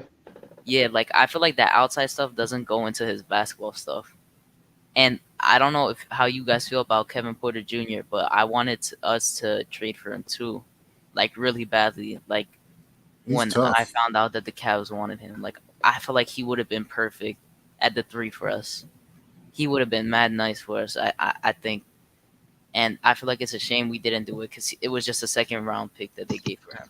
Yeah, he's a really good playmaker. Yeah, he's nice. We could have had him, and then him and RJ were in the same draft class. I feel like that would have been really nice. I was really high on him when he got drafted. Yeah, even Kevin Love was like he was the most talented player in the locker room with Colin Sexton and Garland there. Yeah, like he's going off in Houston. I'm happy for him. He's actually doing really nice. Like he's gonna be a good player. I was hoping we could get him. And Malik Beasley, yeah, I don't think there's any way they got him for a steal. They giving him 15 mil for 20 points per game on good efficiency for 4 years locked up. That's a steal. That's a steal right there. He's going off in Houston. I'm happy for him. Someone has this. Oh, I think that's you, Eric. Yeah, Yeah, I'm somebody sorry. got something playing. Yeah, no, I'm sorry. That was me because I was just watching Melo hit a and one double team. Melo. Oh, Yeah, he's just dirty. If we had Melo right now on this team, Yeah, I remember me Playing and the Freeze three? were talking about it. the Knicks would be much better. Yeah, imagine him off our bench. Oh, No, that would starting. be- I don't think we was. Do you think we was I starting? was hell yeah. Yeah, But if because he's now starting he for the knows he's team- not that dude no more. Yeah, but if He we would just be Exactly. if we need scoring off the bench, since we always need scoring off the bench, I feel like he I would- don't really see that if he played the 3, then you could bring in Reggie with Burks, or you can bring in you can bring Reggie, Burks, Rose, quickly, however you want to do it with Taj and Noel, however. like those 14 points. And Toppin. I mean, He can come give on. you 17 any night. He doesn't even need to start. Just play the starters minutes. Yeah, Ralph, you wanted to say something? Nah. Did you guys listen to that? I heard Kev W talk about it, but did you guys listen to that interview with Anthony Edwards? Yeah. Yeah, that's what I brought up. Yeah, He said we wanted RJ to shoot it. Yeah, I He only tweeted at RJ. I'm like, Yeah, use so- that for I hope fuel. RJ gets a career high next time he you plays see, in Timberwolves. like the thing. He the was thing marked. He marked that calendar, right? He was marked. Yeah, He I was watched waiting the for whole, RJ in that that whole game. interview. I listened to it, and it's like I felt like he was throwing a shot in the beginning, and he was semi throwing a shot. But I feel like in a coaching standpoint, that is the person you want to shoot rather than Randall, because Randall is getting the ball if it's a Yeah, final shot. But he he did say said no one but RJ. He said no one yes. but RJ, and I'm excited. I like that he said that because I'm excited for the future matchups. Like I really think it's gonna be like a really good matchup in the future, because I liked seeing RJ go against him. It was fun to watch, and I Ooh, think they're both gonna be good, really good. so that shows you how other teams are preparing for us. That Hmm. shows you like, yo, man, you never know. Like we just thought that we could, we thought we could, come up to this game, possibly get a win, and you know, Anthony Edwards possibly had this game marked in his calendar. I want RJ today. I'm gonna cook him, and I'm gonna let him know. But And RJ had a good game. It's not like he didn't have a good Yeah, game. It's they just both had pretty well, much a similar game, RJ put basically up 23. on good efficiency, 3 for 4 from Yeah. shooting. Like they both did really good. But it's but just that Anthony Edwards. Did in the If we fourth. had Rose, we would have won this game. Yeah, like because I got so. What got me tight was we were playing to their tempo that's a throughout the good whole point. fourth quarter. We would have had if we had a Rose there, he would have controlled the tempo. We could have actually set up some plays instead of Well just point. giving it to Randall to ISO for 5 plays in a row. Yeah, That's a good point. That's a really good that's a good point. point. Had that we had Derrick Rose, we possibly would have closed the game out. Yeah, if we had Rose, we would have Yeah, been all right. and if we compare like in my opinion, and like for me watching Timberwolves game, Anthony Edwards is their first option. Like in the clutch. In the Mm-hmm. clutch, he is their first option compared to RJ. RJ is the second option, I think. So Yeah, they always what's put Edwards in a pick and roll with Cat. yeah, you always see Anthony Edwards in these clutch positions. He is the number one pick. They expect him to do that, and they want to build him up for that. And he likes the moment. And I think that since RJ does not have as many opportunities, you don't see him being as like not I wouldn't say confident, but it's hard for him to decipher the way he will end the last shot when he gets the ball because he has such a small sample size. But I think as more opportunities come, I think he'll definitely start hitting them. Because I mean, I definitely think he has it in him, and I think he knows he has it in him. He's gonna figure out how to make that shot next time. Right. Nothing wrong with that. Nothing wrong with that at all, bro. Like, you know what I'm saying? Yeah, like I wasn't mad. I wasn't mad at RJ for missing that shot because I feel like Mm-hmm. if it was a smaller opponent, I feel like he would have hit it. But it wasn't per se like a good shot. I feel like he would have drive, but I just feel like we It could all wasn't say his this type of right now. shot. Yeah, we could all say this right now. Like people were saying he should drive in, he should have pump fake and drove in and got a foul. We all know RJ barely gets fouls. Like I don't know if I'm the only one that sees this, but he does not get respect from the refs as much as he should be. Right. And that was Especially funny because he used to go last to the line a situation. lot last year. Yeah, like Delano said in the back in the room chat, he said I trusted RJ with I trusted him too. I like so many people say they want to see RJ take the last shot. I wanted to see him take the last shot, and if he missed, I would have been fine with it. I just wanted to see him shoot it. Next time, he's gonna make the shot. Yeah, So have I the was heart to do it. yeah, exactly. I wasn't mad that he missed the last shot. I was mad that we got in that position. That's what I was mad about. Like I'm not mad at him for missing that. That's the way that I felt about it. Right. Yo, so what's good, man? How many people do we got in the building? We got We need to get those numbers to match. yeah. I We don't can care get how those many likes is up in a the bit building. more. It Yeah, takes we it need to takes get 1 second. those numbers to match. It takes a few seconds to hit the like button. Just exit out from full screen if you're on mobile. If you're on a computer, Mm-hmm. move your Mm-hmm. mouse. Go hit the like button, hit the subscribe button, turn the notifications on. Share with your friends and everyone like that. Let's get this up. Mm-hmm. You know, And if you don't want to share, there is one thing that you can do. You can get yourself some merch. a Knicks at Night hat. You can get a hoodie to match. And if you want to open up your jacket, You can get a T-shirt too. I'm just saying. They got all of it. It's all there. It's all there. It's all there. Hey guys, But make sure you get the Knicks at night. I plan to come through on Nick's morning drive and maybe come through here tomorrow night. So I'm gonna keep it short. And Peace out, man. peace. I want to say thank you guys for chatting it up. Salute to Knicks at night. City for real. Eric G, Haruka Sharon, Ethan, and I'll see you guys tomorrow. I'll keep listening, and I'm gonna call it a day. All right.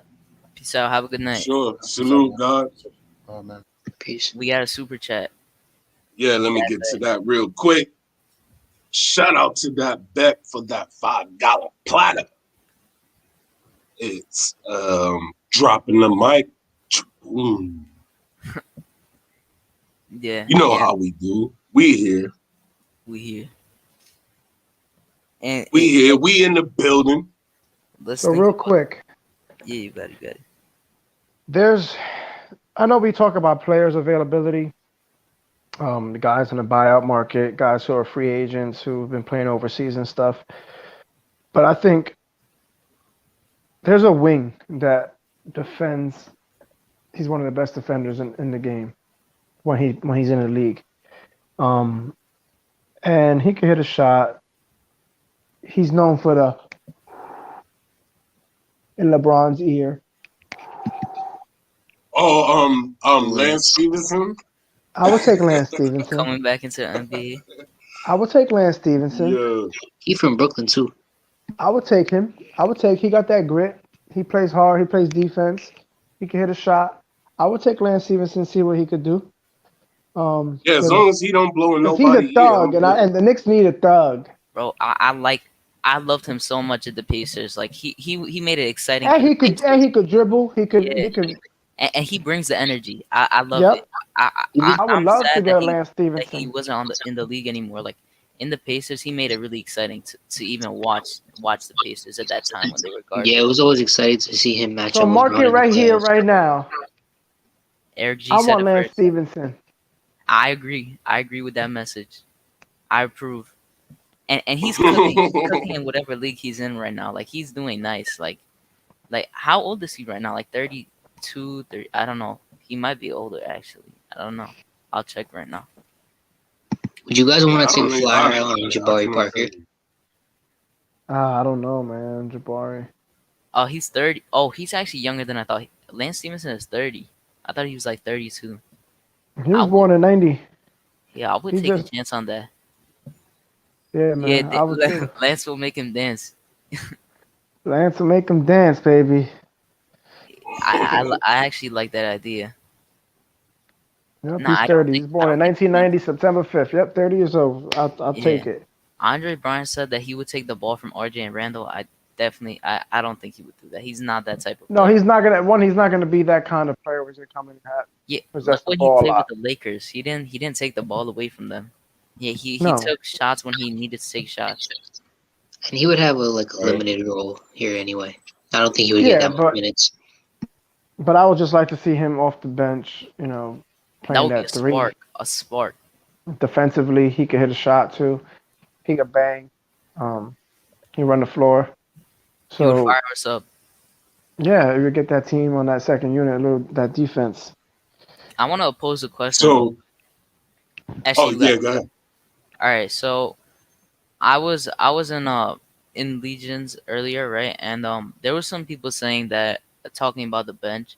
I wanted to pose this question. You remember before a few games into Rose playing, people were saying that this is the best bench in the league, like one of the best benches in the league. In your perspective right now, how do you feel about our bench? Does it change from that, or do you still feel the same? Like stuff like that. Well, I would say this, right?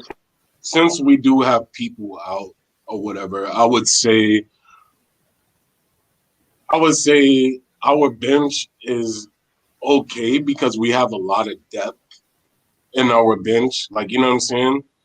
I don't really know the numbers to really jump on there and be like, yo, like, you know what I'm saying? We got the best bench in the league, but do I think our bench is legit? When they play right, yes.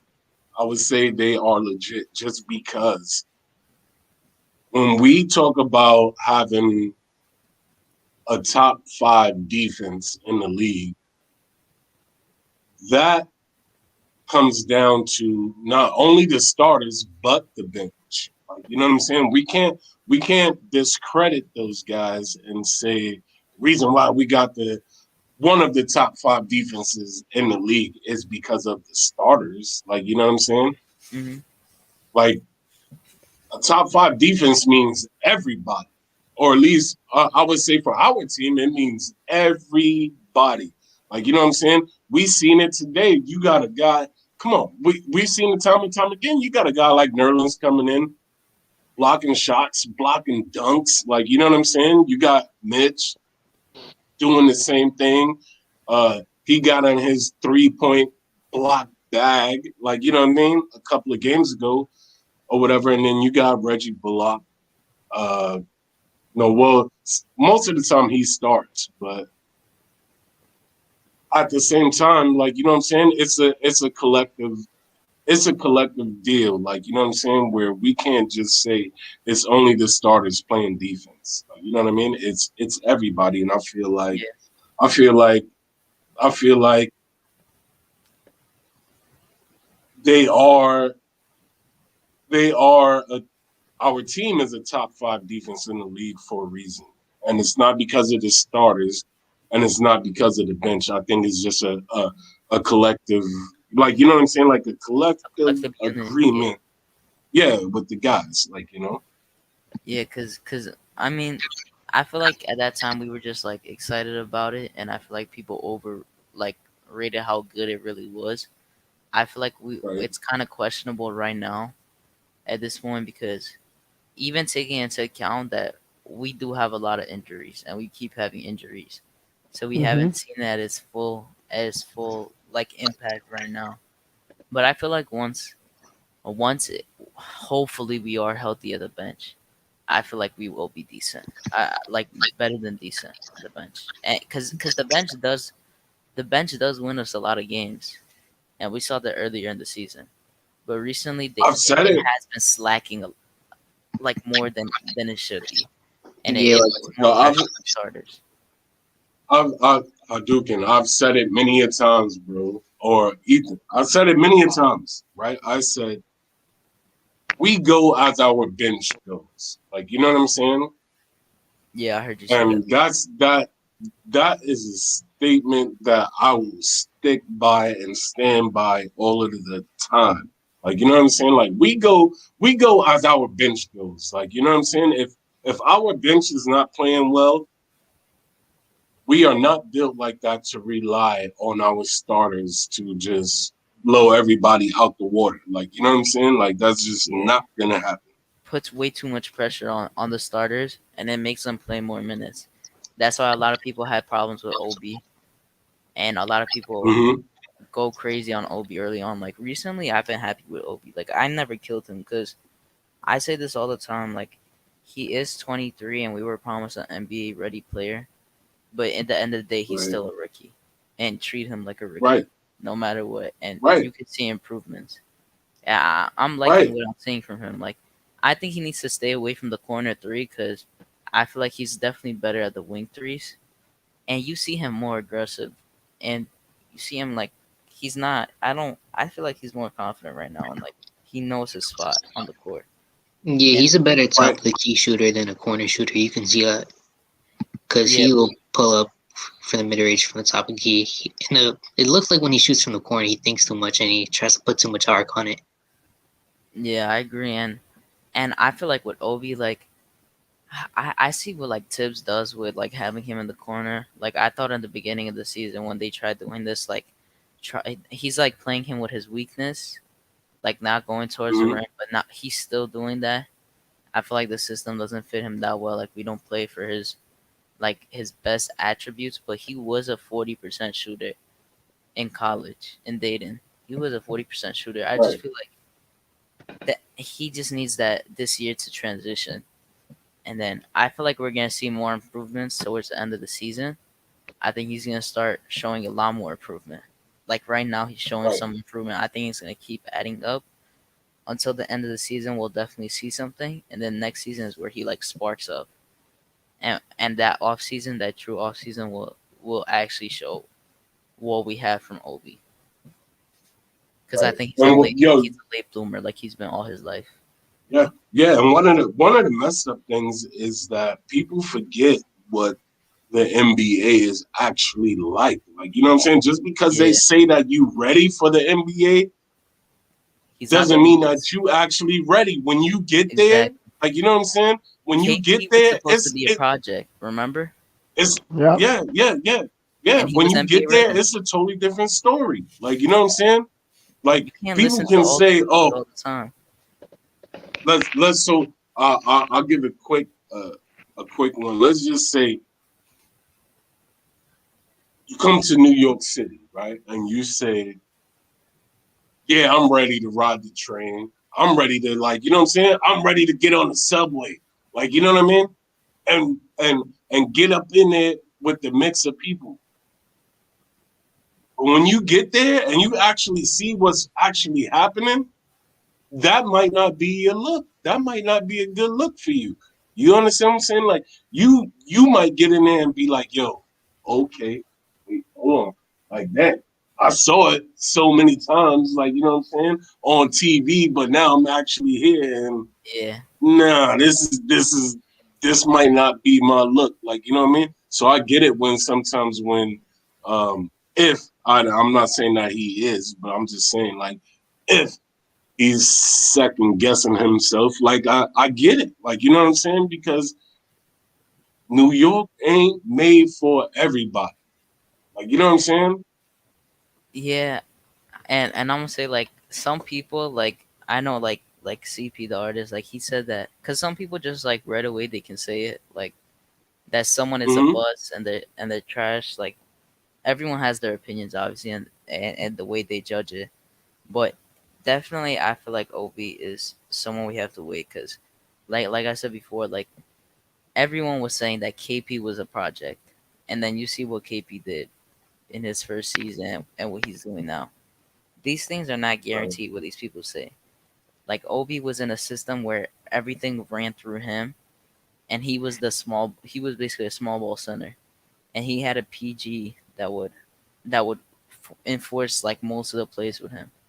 Yeah, And the whole team was surrounded around him basically because every one of each of the starting four around him could pass and could shoot. yeah, and I definitely feel like this like he needs this transition right now because he was definitely going against people that were shorter than him and people that were younger than him because he was redshirted 1 year and then he had to go against people that were Hey, hold on. younger. It's not good. Somebody got something. Not Somebody me. got something playing. I hear something. It might be Delano. Salute Delano. What's good? Yo, what's the vibe? What's going on? What's poppin'? What's poppin', Delano, bro? What's good? Yo, what's good? What's good? What's the vibe? What's Yeah, up, it kid? was really good. This Yo, loss wasn't. somebody got something playing in the Yeah. background. I can I hear it. think it's Delano. I think yeah. We got to Yeah, turn so that down or cut it out. Yeah, there you you go. might have something playing in the Or yeah, background. There I you turned go. off the YouTube, so I don't know. yeah, but we don't need no feedback, no Yeah, there's like a copyright feedback. stuff, or no strikes or nothing like that. Maybe you have the TV on or something? There we go. You good? We can't hear that now. You good? Well, no, can still hear it. Yeah, cause he's muting to see. Yeah. Um, nah, I mean, listen, there's a lot of I'm happy with where we're at. I know a lot of people don't like it, the being in the middle of the pack, they rather win or Mm-hmm. lose all the way. I like this because it shows progress, and I think the next 2 years, 3 years is what I'm excited about. I'm excited about seeing what's next for this team because I think there is going to be some good things happening in the Yeah. roster and going forward. Playoffs and all that stuff. We have some young players still. There's some. we got to give him an opportunity. You know what I'm saying? Again, there was no training camp, no none of that stuff for OB. He came right in. You know what I'm saying? So we got to give him, and this isn't the easiest system to learn. You know what I'm saying? So you got to give him some time, and he'll be all right. He'll be all right. Yeah, I mean, he netted that. He netted that. What the top of the key three today? I Yeah, two mean, assists. like, you know what I'm saying?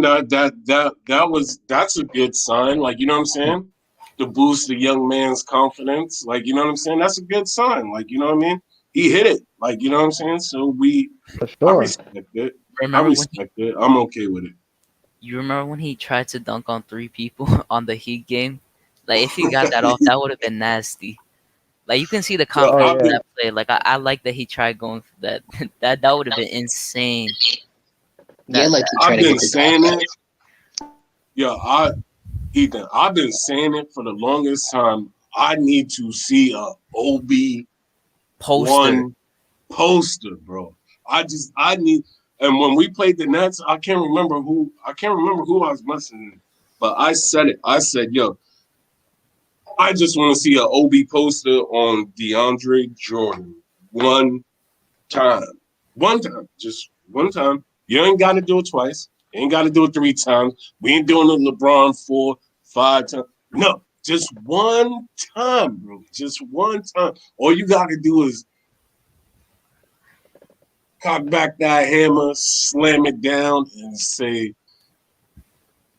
"What's good?" in my crazy voice. Yeah, I'm happy. Like I mean, he doesn't take as much mid ranges, but I want to see him. I want to see him shoot mid ranges. His mid ranges look clean. I feel like he would be deadly in the mid range. for Like sure. yeah, like you see, like I remember he did this a few times. He gets a pump fake at the three, and he steps up, dribbles up with a mid Hmm. range. Like I like him at the mid range. And I think he's just like his body is not built for the post ups. Yeah, I feel like he's just a little too scared to put it up. He'll get strong. Right, His but dribble some will get better. His He'll body is built a little weird. I think that's and why. he'll know where his spots are. I don't think he knows that yet, but he'll also know where guys are defensively. And I think that's what he's learning, and he's trying to like protect the ball, but he's Yeah. trying to do it too much, and it takes away the continuity of the game, the flow. So mhm. I see him dribbling back, and then he's afraid that somebody's Yeah, he coming. looks back. Yeah, So then he tries to pass it, abruptly. If he gets that, man, he's gonna be okay. A little turnaround, fadeaway jump or something like that. A little that would turnaround, be cold. a hook or something when he gets low like that off the backboard. And he's athletic, very athletic. He could turn around and bang on somebody off a post. Yeah, So he he'll be all right. We just got to give him some time, man, and a training Bro, camp. And a NBA offseason. I always say like that NBA. That's yeah. why I That always whole say that that whole that NBA sophomore offseason. jump to get some mhm. gaming now, and then for him to be able to get an NBA off season where you get that time off. And remember, these guys, college don't play this long. Yeah, that You know what I'm no, saying? they don't. So, Yeah, so to get an NBA off season, to see what he does in off season, a whole NBA program, everything, working with the trainers in the off season, working with the coaches, working with getting the right food in your body, peace out. all these things. He'll be on a program and he'll be fine. He's gonna be fine. He's gonna Right. surprise people. Yeah, Yo, if I'm Obi, yeah, no, go ahead, bro. nah, I don't know. This was interesting. I saw a few people like giving a comparison to him before. Like, no, this is during the season. They're like they should make him try to be like a Jason Tatum. I found that interesting. I don't know. I don't know how I you found that guys that's feel. a joke. Yeah, I don't know. Like some people, no, some people were seriously like saying it, and I was Yeah, they confused. don't. Yeah, They don't know what there's they're talking yeah, about. there's no way. They don't know what Hey, they're y'all still talking getting about. echo from me? Yeah, nah, you're good Yeah, now. you're good now. There's no feedback. Okay, good. So, yeah, man. Yeah, I'm not happy right now the way the game ended, but I will say this: I think the problem was that they went away from RJ hot hand to counter Anthony Edwards when he got hot. Mm-hmm. And I felt like with Yep. that back and forth, if you put Edwards in the position and you had to defend RJ, that might have taken some of that steam out of his offensive assault. You know what I'm saying? Because now Yeah. you have to expend that energy that you would have had Defensively. solely on offense, on having to defend your man as well. Yep. So I think that's where the Knicks went wrong under the circumstances now. You know what I'm saying? I Plus agree. RJ was good. Mm-hmm. He actually took the ball out of his hand to make sure that he gave Brandon his touches. And outside of those two back-to-back jumpers he hit on the baseline, then he started making those passes the next three, and it took RJ out of his rhythm. And then he was having to spend more energy defending Anthony Edwards and trying to get back into, you know what I'm saying, a level of contention that when you gave him the last shot, it didn't look like, you know what I'm saying, he was comfortable with it. Not that he's not confident, but not comfortable. You know what I mean? Because his rhythm is off now. Yeah, That's just that's I just how completely agree that's with how I you. saw it. I completely agree with you because I've said it here before too. I feel like RJ does really good at halves, and we've seen this earlier so many times. RJ goes off in the first half, and then you don't see him get the ball in the third quarter.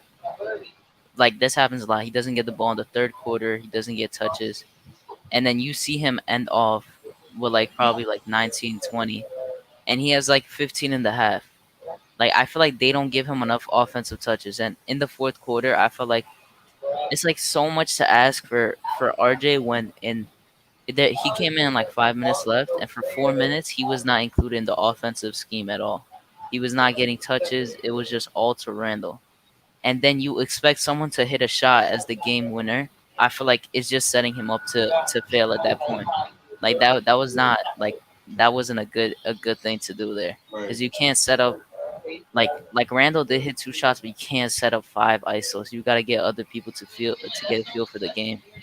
That it doesn't set it up right. No Yeah, facts, bro.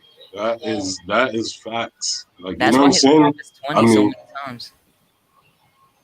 right. And listen, I'm with you on I'm with you on that landscape. I know everybody might disagree, but I'm with you on that landscape, and I love to hear them play Lance to make you dance Yeah, while, you know what I'm saying, he's in the garden. So yeah, I'll definitely make that happen. I mean, he can't be no worse than Reggie Bullock. So I love that idea too. Oh, Yeah, yo, somebody's got something playing. yeah. It's because he's We outside. can't. Oh, okay, okay.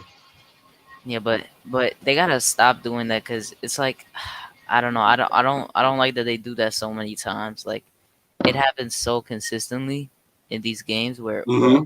where he just doesn't get touches after he's hot, and it Hmm. just freezes. It slows him down, and then you don't see him touching the ball for a long period of time. That's why you see him capped out at like 20 points, and he that's why it took him so long to get to his career high because he does not get the ball after he gets hot, and he just freezes out, and it still Right, right. happens. I hear you. Well, listen, fellas, I got a long day ahead of me tomorrow, man. So You froze. Eric G. My God, yeah, what is going on, bro? Oh, you're You back. out the building? yeah, bro. I've been up all day long, bro. I'm tired, Right, and right.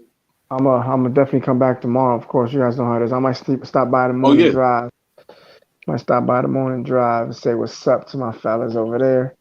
Um, but all love, like I said, man. Haddocken, you already know. Uncle Yeah. Freezy City, the chat, everybody. All love. I appreciate y'all, man. I'll holler at y'all in the morning or in the Peace out. afternoon tomorrow night. All right, brothers. Yeah. Peace out. Have a For good night. sure, Peace. for sure. So what City. is good, man? What is good? What is going on right now? I need to see something, right? Y'all know what I want to see? I want to see those numbers match. That's Let's what I get them want to likes see. up. We can get them up a That's little what more. this is what I want to see. You know why? Because I seen something epic today. Today, yes. The crossover Today. special. I've The seen crossover something special. epic today, although the Knicks lost, man. Like, you know what I'm saying? I seen something epic today that happened on the KMD. That's never happened before. So y'all gotta get those likes up just for that alone. Come on, man. Like, are y'all kidding me?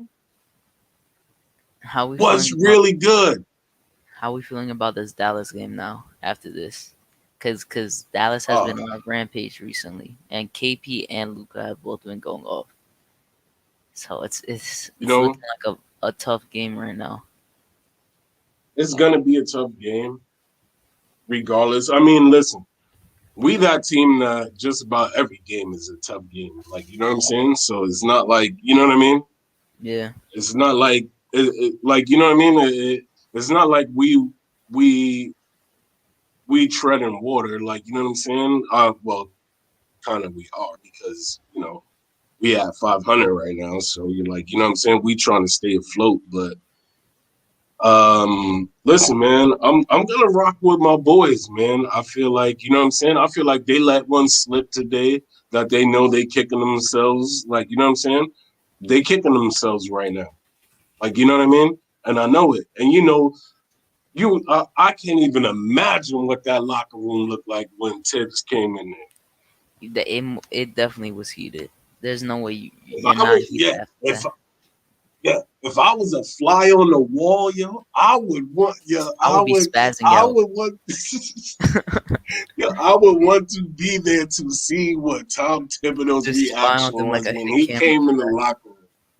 Like, you know what I'm saying? Yeah, like, you know what I mean? Because you already know he was probably, I don't even know if he do the Gatorade toss thing or whatever, but like, you know what I'm saying? I could picture him doing it. Like, you know what I mean? I could picture him barking I would and do doing that if it, being like, after yo, that game. After that game, like I would do it like that. right. Yeah, like that would get me so frustrated. But these, like we said this last game too, but these games need to push you to win the next game, and it needs to Mm-hmm. lead you to stop making as many mistakes as you're making.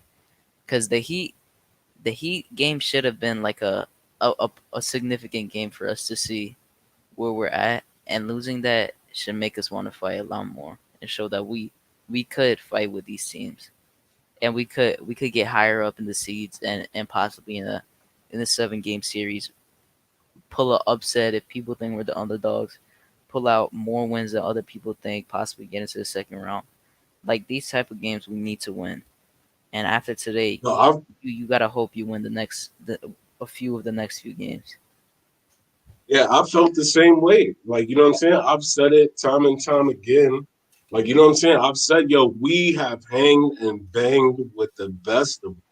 You know what I'm saying? And although sometimes we don't get the W, but we have proven ourselves. Like, you know what I'm saying? We have proven, to the Knicks family, to the Knicks universe, to the Knicks fans that To fight. there is hope. There is something to be happy about. There is some type of light at the end of the tunnel to say, guess what?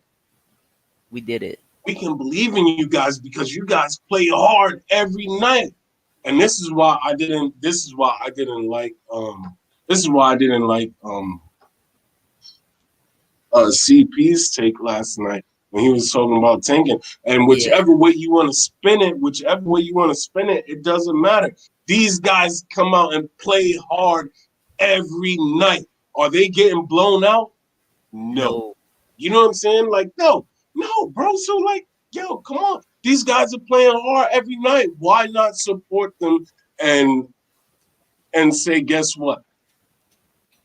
This is my Yeah. New York Knicks team. I'm supporting you guys because you guys are coming out playing hard every night. The last time I checked, a lot of Knicks fans said, guess what? I just want the team to come out and play hard every night and show us some defense and show us this. Well, now that we doing that, you got certain people that want to talk about tanking. Thank you. Yeah, like I respect that people have their own opinions and like they want a top lottery pick, but Like, yeah, Yeah, but no, bro.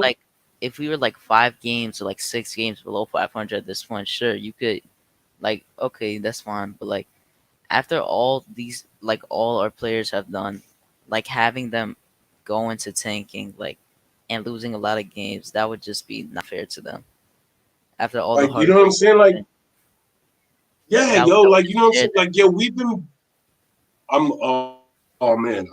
Let me. All right, hold on. Let me pump the brakes. I was about to go on a rant right Yeah, now. Like, you know what I'm saying? it's But like, yo, triggering. It's a little triggering. because I just feel like, listen, man, we've been bad for so long. Like, you know what I'm saying? For so long The one that good year. no, I don't want to see us do bad anymore. Like, you know what I'm Yeah. saying? And tanking ain't the same thing as tanking anymore. It's not like the rules are the same. Like, you know what I'm saying? It's not like that if we get Like, the look if at the we tank Warriors. and we have the worst record in the league that we are guaranteed to get the #1 pick. We are not guaranteed to get that. Yeah, So why exactly. like oh I use the Warriors thing. Like, man, I tell my friends this all the time about the Warriors. Like, you have the Warriors tank for 1 year and they get the #2 pick. Like, isn't that crazy? Like, they successfully tanked 1 year and they get the #2 pick. But for us doing it for so long, it hasn't worked out for us ever, which is insane. right, It's insane to think right. about. Like I would have been a fan of getting a lottery pick because last year definitely I thought at this point, like when we were doing bad last year, I Mm-hmm. was like, yeah, we're gonna be a lottery team next year. We're gonna be getting one of the top 5 picks, whatever. But then coming into the Mm-hmm. season, I thought we were gonna get. I predicted 35 wins, and I'm hoping we can get that at least, which I think we will get. We will get eventually. But now I Yeah, we like gonna be up there. these picks are good and they're gonna be really good. But there's so many teams at this point that are so bad and are locked for the top 5 that there's no point of us even trying to tank, and they're not gonna be Mm-hmm. allowed to tank. So yeah, Yeah, man. Yo, listen, I'm gonna address you guys later in a little bit down here in the chat in the because I see chat, what y'all saying. yeah, I Shout out see to you guys. Yeah. Shout out to C you Mac. guys. That's a Shout out to you fact. guys for rocking with us. We here, like you know what I'm saying. We in the building. This is Knicks at Night podcast. Although we missing We Hoodie missing some Kev, people. you know what I'm saying. We missing Hoodie Kev, but that's all They're right. here in That's all right. We spirit right now, though. still in the building. The Yes, Knicks sir. and Night Yep. podcast. We still hiding here. So Yeah, what was y'all it that you already wanted know. to say? Which one? You said you were gonna deal with the chat later. What they were saying. I thought you were gonna bring something up. Oh no. I'll I will address that in a minute or no, Yeah. couple of minutes. I'm not. Don't hold me to that. Couple of minutes. But what I what I really want to address is the fact that we played an abysmal second quarter. Oh yeah. That's when we choked the lead. It Like you was know what I'm bad. saying? It was bad. I think like okay, yeah, I wanted to bring this up earlier. I actually forgot. You remember when Mm-hmm. Obi was taken out, like when they kept making threes? I felt like Mm-hmm. so there was this it was a switch and Taj went to double team. So Obi picked up from his man because Taj double teamed and then his man Jaden McDaniels made a three. I feel like it wasn't fair to take him out at that point. I don't know if it was for because he thought it was a mistake, but that was on Taj. But Randall was letting Jaden McDaniels let it fly from the three, and he laid him twice too. Like you said, you can't let a 6 points per game score go off for 18. We always I have that. said it. We always have that. Like we had Jeff I Green said do it. that. Terrence I, Ross. Like I exactly. I said it. I said it when we had the Brooklyn game. I said it, and people acted like I was just talking nonsense. Like, you know what I'm saying? Like, no, bro. We for some reason, and it's not only this year. This is we talking about previous years. Like, you know what I'm saying? every Like time. not It's a only this year, but continuous we thing. talking about previous years where you got a guy that is averaging 8 points, look Next like a thing you know, star, he drops 30 on us. Like, you know looking what I'm like the saying? next Like coming. that. Like it's crazy. It's crazy Yes, because like I always see it. I always see it coming. Like I'm like, all right, so who are the Knicks gonna let drop 20 on them this game? And then you see like how that player starts off, and you're like, yeah, you just know they're gonna go off for no reason. It just happens every yeah, time. And it's annoying. And like it when, reminds me. especially when they hit tough shots. Yo, it reminds me of the Little Nas X video. It makes me want to go to Coach Tibbs and say, "Boss, I'm flabbergasted." Like, you know what I'm saying? Because these things always happen. Like, you know what I'm saying? It's not like oh my God. It's not like this is just something that's out of the blue right now where we're Yeah, just saying like, yo, we allow that tonight. one person.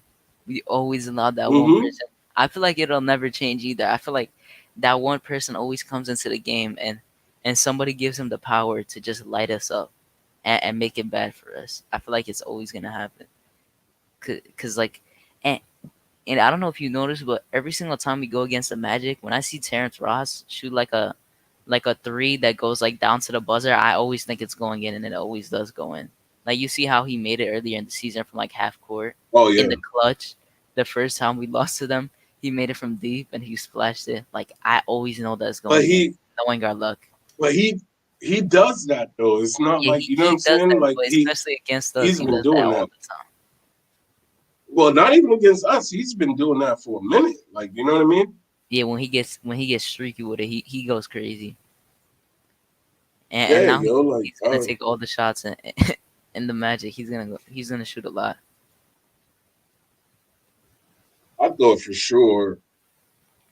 I would say this, right? After they got rid of what's his name, Vucevic. Vucevic, Aaron Gordon, Yeah, and Evan Vucevic. Fournier. Yeah, I thought he was I out thought he the was out door of there. too. Like, you know what I'm saying? Yeah, he was Like, tweeting I out thought they like was crazy. dumping. Like, you know what I'm saying? Yeah, Hmm. I'm surprised I thought they he was didn't emptying the farm. get out of there. Besides RJ, I'd Right. swap or he talks. Yeah, I definitely like he was tweeting out. He's like, I'm the captain now. So then that basically said that he wasn't getting traded, but it was kind of confusing. I mean, I could like if you were in the Magic's place, I feel like I would do the same thing though. I would go. I would just trade and rebuild because they sat at the 8 and 9 seed and like the 7th seed for so long and nothing happened from there. I feel like it was a good move, but I feel like they got robbed by the Bulls because they did not give as much as I thought they were gonna give. Two Yo, first round yeah, picks yeah. and Wendell Carter. Like, isn't that crazy? That's wild. I thought it would be like I thought it would have been like two good young players and then like two first round picks and like two second round picks, two second round picks. I thought it was gonna like be a crazy package. Yo, this and this is what I'm saying. Like, so after they dumped everybody else, right? I don't know. Maybe somebody could tell, or maybe you guys down there, you guys in the chat could tell In me. the Did chat, y'all believe that Terrence Ross was still gonna stay hell no. on Orlando after they pretty much dumped the farm? Like, you know I what I'm thought he was saying? getting shipped out of there Or like at the deadline, right at 3. I was like, right, there's I no can't way even he's still gonna say be on the team. yeah, yeah, I can't even say dump the farm, but what I'm saying is like, you know what I'm saying? They got rid of their best players. Like, They you had know a what I mean? fire sale. They had a fire sale. They let everyone go. But I mean, I mean, if you look at the young core in Orlando, they do have a good young core Mm-hmm. though. Cause I really like Markel Fultz. Like I like the underdog. Like what they say is the draft was. That's why I'm a big fan of Andrew Wiggins too, and he's been lighting it up this year. I'm happy for him. Like Markel Fultz and Yeah. Jonathan Isaac are really nice, and having a defense core like that, like uh, it's a promising young core with R.J. Hampton, Wendell Carter, like all of them. Like I and those first round picks, the they definitely are gonna have a decent team at one point in the next 10 years. You know, the only thing that's like, you know what I'm saying, that's a little bit different is like, you know, like so when we talk about Fultz, right? It took him a little while to come into his own, like, To you know his what I'm own, saying? Like, Yeah, like you know what I mean. Like it took It him takes some some time for time, some but players. like he did, but he came into his own. Like you know what I'm saying. Now, just because he was like like the top pick or The whatever, number one people pick. expected it. Like yeah, people expected it to happen Yeah, if he was like doing that. Like you know what I'm everyone is saying. different. Everyone is different the way they transition, and it all depends on if you want to spend time with it or not. And I feel like this Right. is just crazy still. Like I remember when the deadline hit and I saw, I'm pretty sure they traded Jonathan Simmons. What's his name? It was someone that was on the Spurs before. His name it's something Simmons, like Jonathan Simmons or something like that. They traded him in the first for Markel Fultz on the deadline to go to the Magic, and that was like such a bad trade. After 2 years of Mm. having him, 1 year he was out for injury because he has like something wrong with his shoulder, and then you just trade him for garbage basically. Like Wait, they traded him for a veteran, an old vet, and a first round pick. And now well, imagine if this Markel Fultz was with the with Philly still. That would have been big for them. so with folks, was it his shoulder? I thought he had like a knee thing going on too. Nah, he had something wrong with his shoulder. Like it was like I don't know if it was like water or something. It was something with liquid in his shoulder. That's why his shot was weird. Oh, okay. Yeah, so it was really weird. And they had him out for a year, I'm pretty sure. I mean, a And lot of people got weird looking shots. yeah, Like let's his shot is bad. But he like started hitting yeah. it.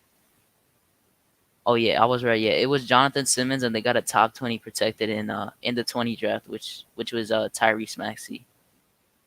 But they Oh, traded okay. Tyrese Maxey. Basically, they traded that pick for someone. I don't know what they traded.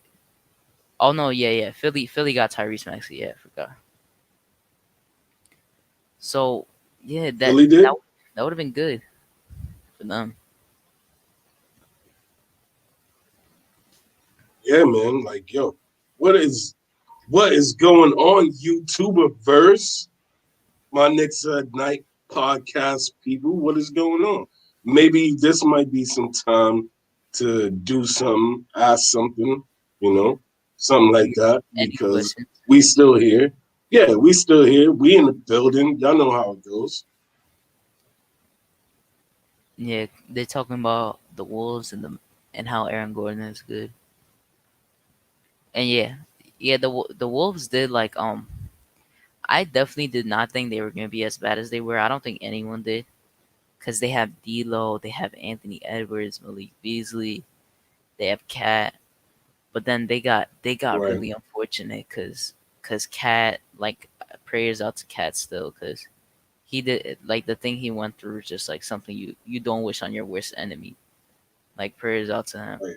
and then he had to miss so many games. Then he got injured. D'Lo was injured and he's out for the season. I'm pretty sure. Like they had a lot of unfortunate things happen to them, and that's Yeah. why they are where Yeah. they're at. Yeah. Delano, let me tell you this. Jaden McDaniels balled out tonight against us. This is the same guy that That's only a six averages point per five to game. 6 points. That I've been saying that there's He's a always rookie. somebody like, come on, there's always somebody that just averages low amount of points that just comes Yeah, in and kills us. yeah. I was big on him when this year's draft. I wanted to somehow get him. I was hoping we somehow got him, but he is nice. I feel like he's gonna be a good player, a good player. That young core there. Plus, they're gonna get a top Mhm. 5 pick this year, guaranteed. Like that team is gonna be nasty in the next few years, definitely. Yo, so Hadouken, C-Max said, Oh, I see it. well, this is for both of us. He said, top three favorite NBA players today. You could go first because I have to remember. Cause yeah, I got my top 3. Yeah. Mm, My top three, I'm going to name two, and I got to pick one guy from our squad. So I'm going to go with yeah. Steph, Dame, and I got to go with Julius Randle just because he plays for our squad. Like, you know what I'm saying? I just gotta give him. I gotta give him some love. Yeah. You know what I mean? But My favorite player has if been. Nah, nah, uh, go, go, go. I interrupted. Nah, nah. Finish off, finish off. You said if. no, I was gonna say if I didn't put Julius in there, like you know what I'm saying, I Yeah, would make it go out of the team. Make it Steph, out of the team. Dame. I would go Steph, Dame, and KD. Oh, that's crazy because that is actually kind of my answer too. I have my favorite player is basically KD, Curry, and my third one. Ooh, my top favorite player obviously used to be Melo, but Melo is still a top favorite for me. I always hope he does good. But Right. the top three is like KD, Curry, and I think I would say Dame too, because they I don't know it's just exciting watching them all the time, and I've liked KD and Curry for Yeah. so long, and then let me see if I would think of anyone else. My favorite underrated player though that a lot of people didn't look at and talk about last year was I was a big fan of Jalen Brown like for a while now, and I'm glad he's Mm-hmm. finally getting the appreciation that he deserves because he's been really nice for a while and he's getting into his own now, and now people are finally seeing who Jalen Brown is, and I feel like he's kind of like a RJ Barrett, like the way he plays is kind of like RJ, but he shoots a lot more Right. threes now. But I see him and RJ Barrett. Right. Mike D, I have no idea if Curry is a free agent soon. I have In two no years. idea Two what years. his contract situation is like. I don't follow that like that. Oh yeah, Delano said it. Like if I would have to put Knicks, I would say RJ Barrett is my favorite player. I would have KD, RJ, and Steph as my top three. So if we just doing Knicks, let's propose that question. If we doing Knicks, who's your top three? My favorite player, like since before he was drafted, for me, I wanted obviously everyone wanted Zion. I wanted Zion, but if RJ dropped to us, like I was really Mm-hmm. happy if we got either one. So RJ is my number one. I'm a big RJ fan. I always got RJ, but Right. So I don't know. who's your second? Mm, is it like in the team right now or like past years too? No, I mean so yeah, like this year's team. So RJ, I would have to put Randall in there too. RJ, Randall, and then I would have to put Bullock, cause I always hope Bullock does good after what happened to him last year and the things he had to go through. I always hope for Bullock to do good after that. I remember he had like a dread for his sister last year. I don't know if he still has it, but like I really feel for him. So I always want him to do good. So I always hope he does well. So that will be my third. Yeah, I'm with you on the RJ. I was honestly would be RJ, Randall, and Alfred Payton. well, the Alpha Wall Street. You're far from your mic, by the way. Oh, can you hear me? Yeah, you're good now. All right. No, I ain't gonna leave my guy to Alpha Wall Street out. Yeah, that's what Okay, I was you saying. know what I'm saying? I just don't want to make it all about him. Okay, like you know what I'm Yeah, saying? Let's let's because get I know that. I Let's know get your that your first and catchphrase and foremost. your nickname for him. So I'm like, he definitely better be on that top three. No way he's not. Yeah, a lot of people say RJ, IQ. That seems like the top two favorite. Mm. Nah, I don't think Curry is not gonna come to the Knicks. That's like a pipe dream. It's not gonna happen. probably for like forever. He probably gonna be the Tim Duncan of the Golden State Warriors, you know? Yeah, I don't know. I saw something saying that LeBron was trying to recruit him. That would be interesting. What? Yeah, come on. That would just be crazy. That would be crazy. C Mac says Come RJ on. Kevin Knox. I I mean, would not. what Yeah, more what do the more do you need? Lakers need? Yeah, what more do you Like, you need? know what I'm saying? You got two of the best players. Like, you know what I'm saying? Yeah, And then y'all just added they just just added adding a cheat code. A cheat code. Drummond, right? Yeah, Right? And then they just add Drummond too. yeah, they did. He just got injured. Oh yeah, that's right. That's right. Because you said he Yeah, broke his toe or something like that. yeah, that's tough. It's like, what was it called? He said you. He said you could leave the Elf of Wall Street on Bourbon Street. Oh yeah, no, I just beat that too. LeBron gonna ask I Elf to just play with him. Nah, that's funny. right. Nah. Actually, a fun fact. I was so confused because I don't know when Alfred was on the Magic, but when he was on the Magic, like when I would watch him, I actually liked him as a player. I was Mm-hmm. like, oh, his hair is dope and he's cool and stuff like that. And now I'm like, oh, that's the same guy that I liked before. And now he's getting criticized by everyone. And he does do some bad things, but it's just funny. I never realized until recently, like not too long ago during the year, that was the same exact person. Because that was when I started watching basketball, not like a while ago. LeBron wants the Lakers to build a machine and get Prime Jordan. Yeah, I feel like a lot of people liked him on the Magic. I don't know why. I feel like every single time I watched him on the Magic, I swear I thought he was a 3-point shooter. I must have just forgotten. City, if you're talking, I think you might be far away if you're talking. I don't know if you're talking right now. What's up in the chat? LeBron James just asked James Worthy to join the roster.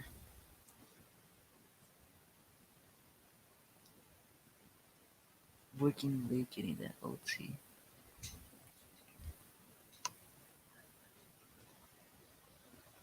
So, chat, I have a quick question for you guys. Who do you guys think is the most untouchable on the Knicks roster right now? And tell me why you think that. Cause I have my personal opinion on that. I'm trying to see what you guys think. And you too, City, if you want to answer that.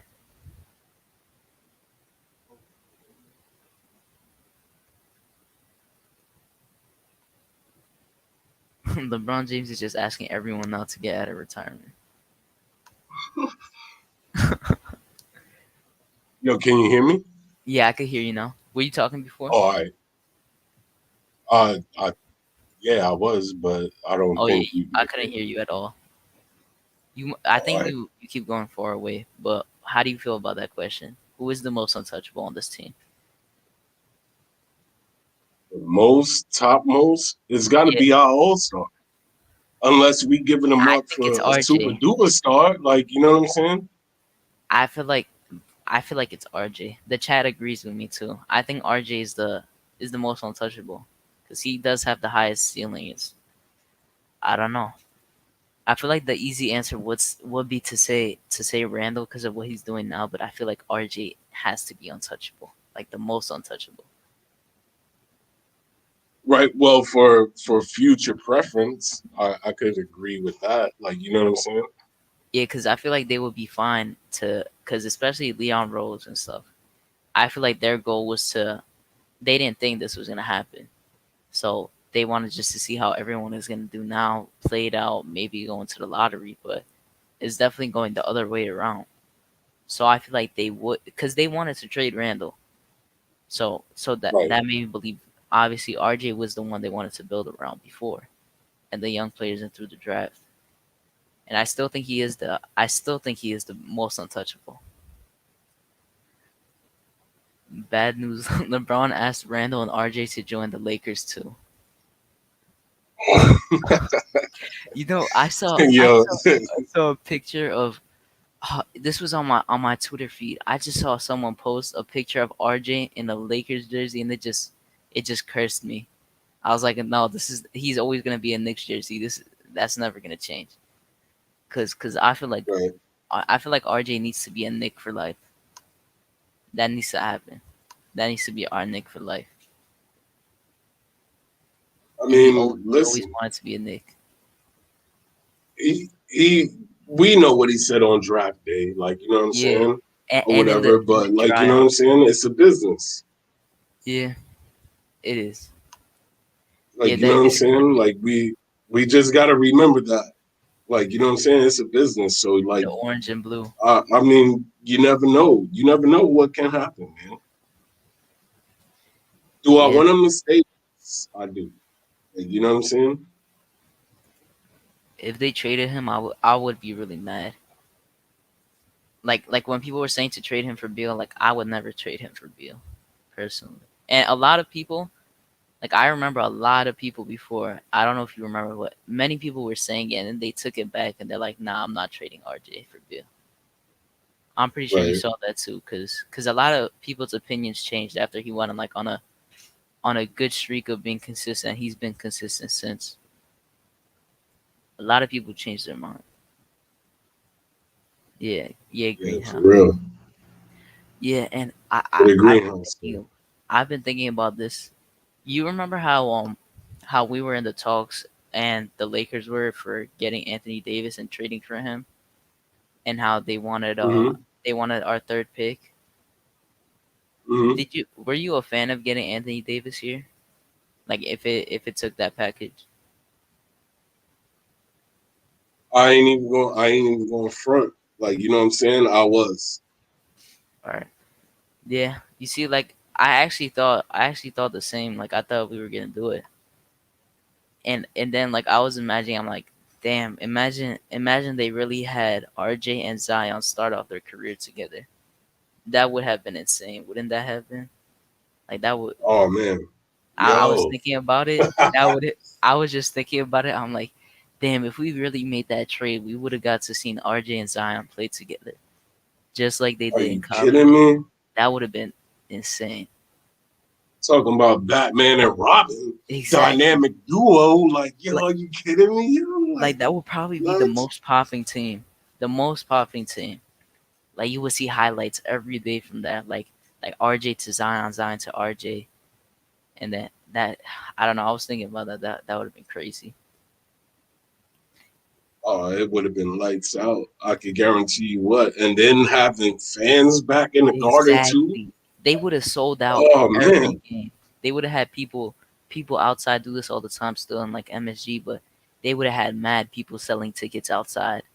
They're like, yeah, we could get you these tickets, and they would be overpaying for it too. Like that would be like tickets would skyrocket. That would be like Right. one of the biggest So teams. Yo Elvis said RJ reminds me of Ginobili. Should have put without the ball spot. Yeah, yeah. We don't want to see that. Too young for that. Like Alex Caruso got that faded. Right. But yo, Elvis, salute to you, bro. We Salute. appreciate it, man. Thanks for the $5 plate platter.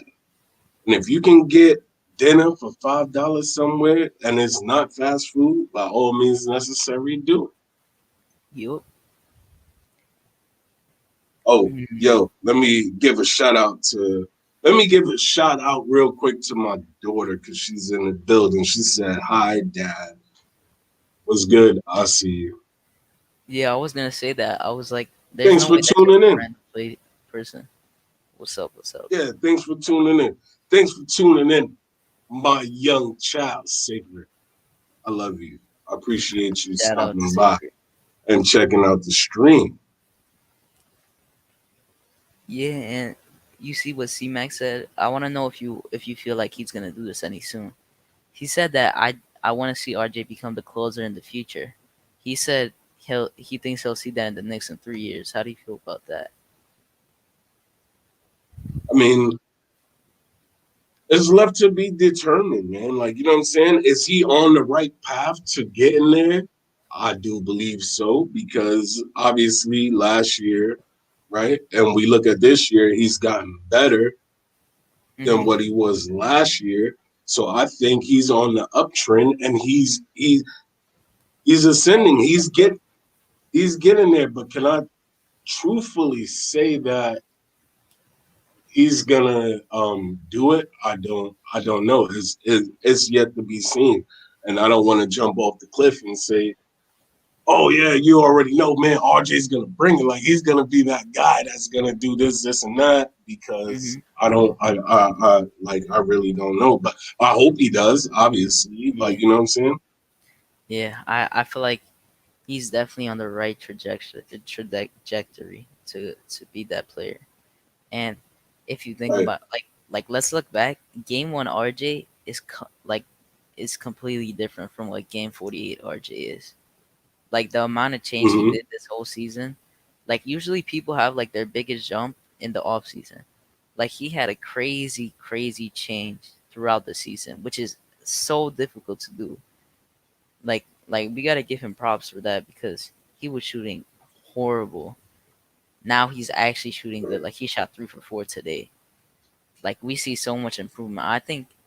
I think he's gonna be like this is what I'm hoping for him to be in the next few years, and I think he will. I think he will be our number one in front of Randall one day, and I think he can be that. Mm. Where he goes on top of him, like no freaky, but like I think he will ascend Right. and be our number one in the years to come. He's definitely Yeah, I like mean, one of those guys. yeah, I mean, he's got the craftiness to do it. Like, you know what I'm saying? It's not like it's not like he doesn't have the skills to be able to do that. Like, you know what I'm saying? He has it. Like, you know, we Yeah, just need to see it. We just need to we just gotta wait and see. Man, maybe RJ's got some big things coming up. yeah. Like, you know People what I'm are saying? rushing him just because like I feel like he's always gonna have pressure because he was drafted behind Zion and Ja. I feel like he's always gonna Mm-hmm. have pressure just because of that simple fact.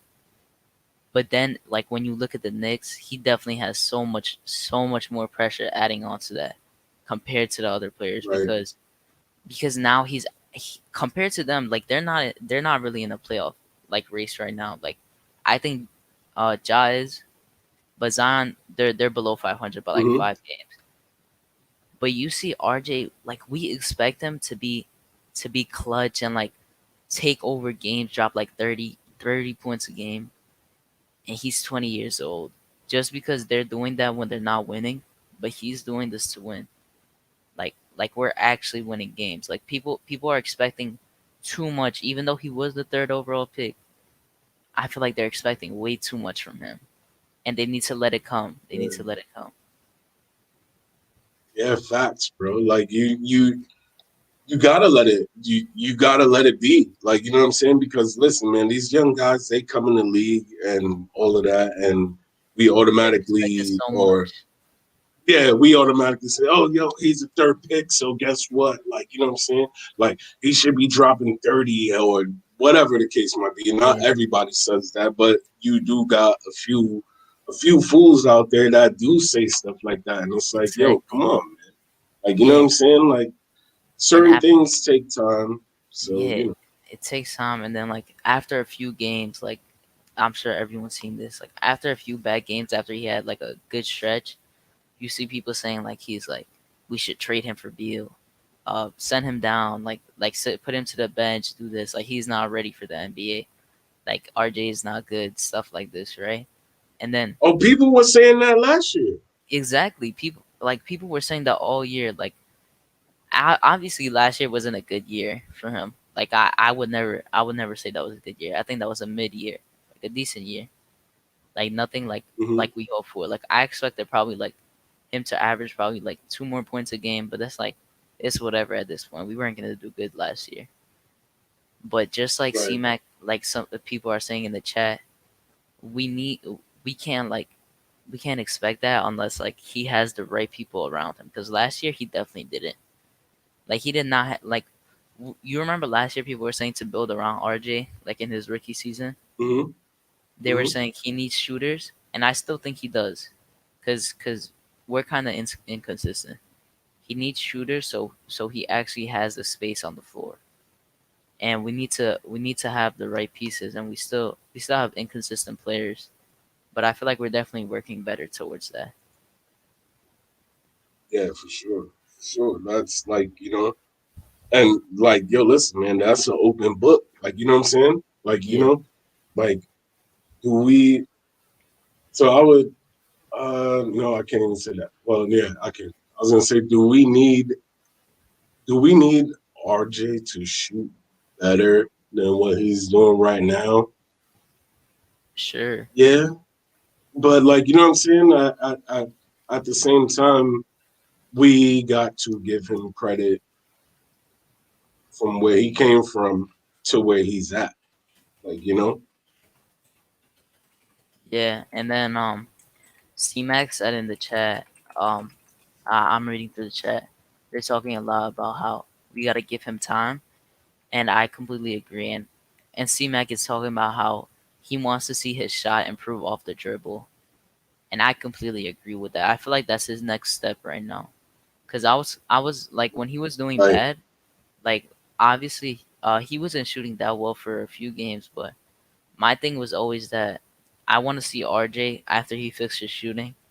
I want to see him consistently finish at the basket, and I can't complain at all because recently he's been finishing really well at the basket. Like I feel like Mm-hmm. he's deadly at the rim. If he puts a little, his quick first step, I think is really his handles are also like developing well. I like it, but then his moving shot, if he gets like a mid range moving shot, like off the dribble, like that's his next step for me. Because his playmaking is there. Like we're seeing a lot of good playmaking. Playmaking is there. His rebounding is there. Scoring has been there. His consistency has been there. But if he So what gets that RJ mid, is that's killer. right, right. So RJ is like what? Ain't he like 6'6", 6'7", or something like that? Oh, he's 6'6", yeah. Yeah. So like, you know what I'm saying? Like, yo, he. I feel like this. He needs to get more into developing his mid range.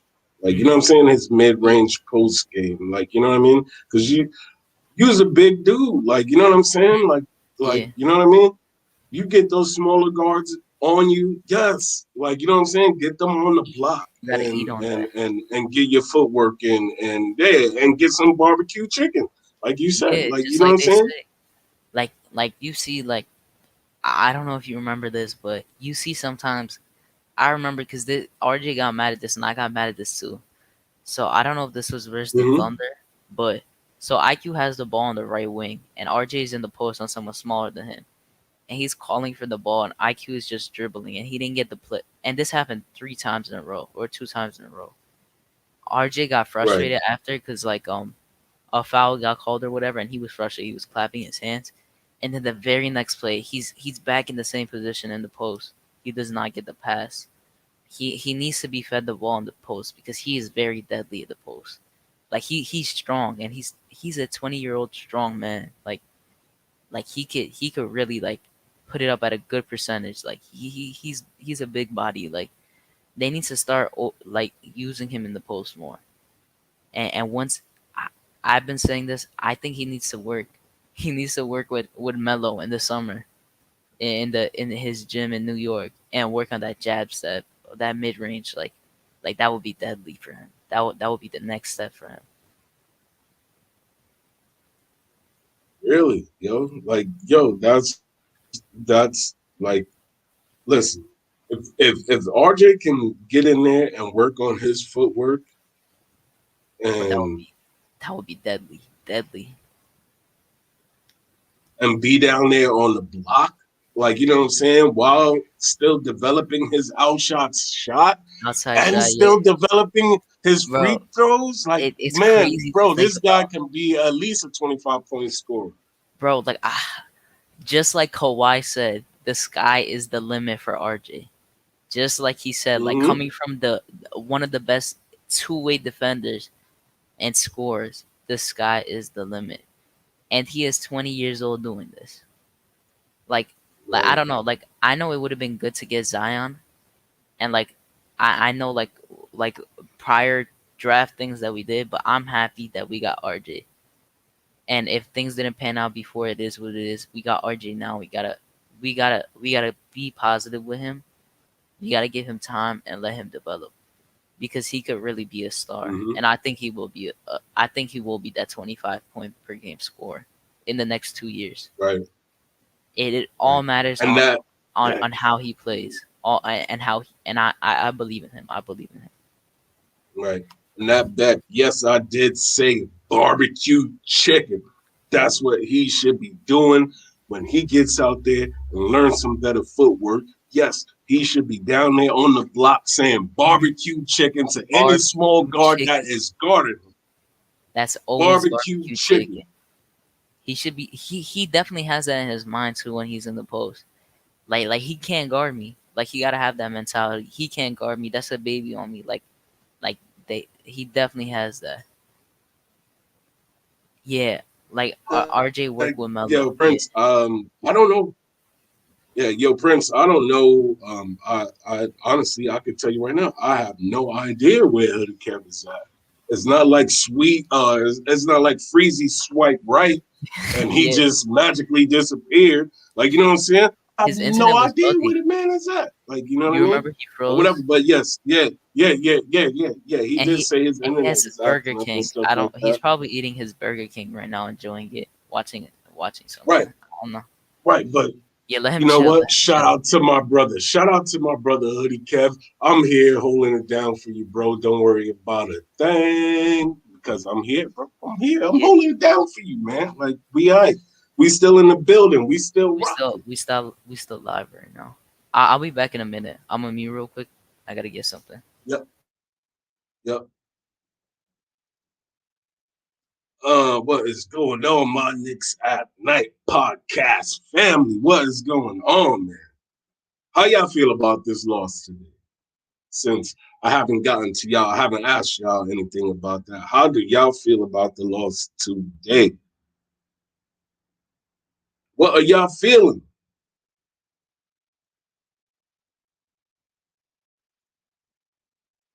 I want to know.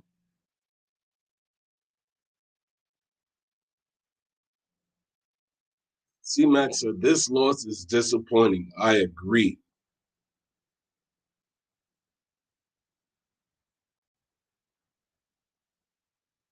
It says, terrible loss, but silver lining, the East is so upside down right now. It is. We all just, Quiet Money says, I'm pissed. Nothing wrong with that, bro. I'm not mad. And I told y'all why I wasn't mad. Okay. We had epic stuff go on this morning. You know what I'm saying? On the KMD, we had epic stuff go on this morning. So I am not mad about this loss at all because I witnessed epic stuff that happened on the KMD. And you had the KMD going down. You had the Knicks at Night podcast going down. Oh man. It was oh All right, I'm back. man. So what Will happened? Biggs says, "Oh no, everybody's they just doing they doing their thing." They C chatting. Max said, "It makes me hate Peyton even more." Yeah, that loss C pissed me Max off. said, "I gotta see that episode on the next morning drive." Yes, you do. Yeah, That is must see. That is must must see see TV. TV. You know what I'm Yes, saying? And in the I gotta words watch of the Big replay Papa, tomorrow. if you don't know, now you know. At the last part, yeah. I'm gonna watch the replay tomorrow because I got into it a little, Robert like an Parr hour and a bit. says, Robert Parr says KMD next marathon drive. Dope content Respect, salute, salute, salute. You already know that was epic, man. Like I said earlier, man, that was Clash of the Titans.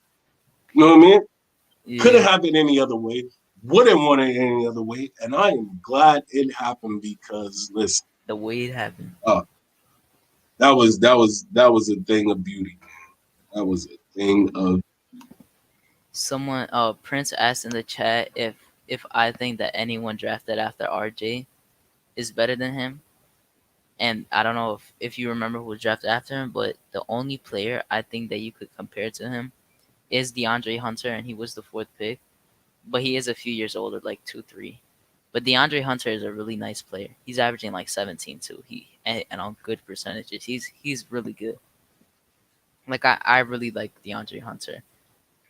He's averaging a little less than RJ, but he's like 22, 23 already. He's like one of those that took like mm-hmm.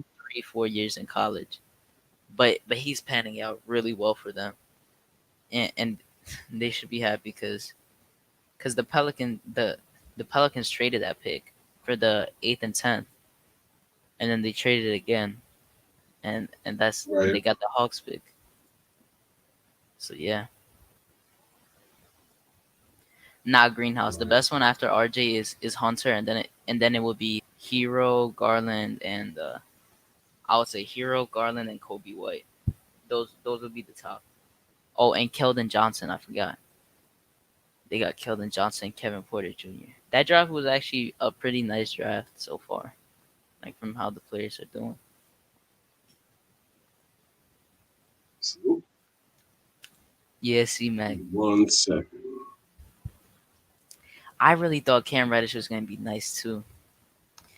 I didn't think he was gonna be the best in the draft, but a lot of people thought Cam Reddish was gonna be the best player in this draft. And in my opinion, I just think like once he got drafted, I thought that the Hawks was never a good spot for him because I think he needs a place where he could shine, and he can't shine on the Hawks. He And needs a lot of and shots. And to your point, yo, like you know what I'm saying. We had mad people that said, "Oh yeah, we should draft Cam." Like Cam you know what over I'm RJ, saying. yeah, I I've heard I heard I don't know how many fans I heard say that. Like you know what I'm saying. yeah. I thought he was gonna be a top 7 pick.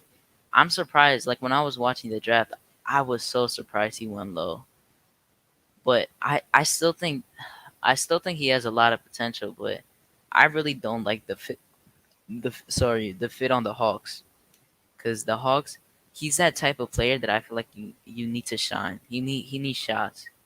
He needs to be like one of the top controllers in the team. But you have Trey Young, John Collins, DeAndre Hunter, Clint Capella, Bogdan Bogdanovic. You have Danilo Gallinari. Where's there time for Cam Reddish? Like he's like the sixth option on that team.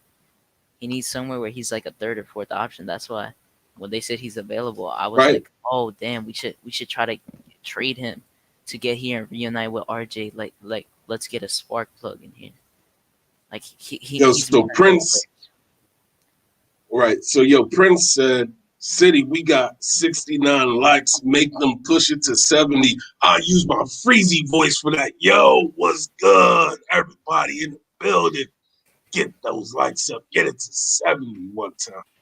One time for you, boy. And then I use my quiet freezy voice too. What's going on, everybody? How y'all doing? What's going on?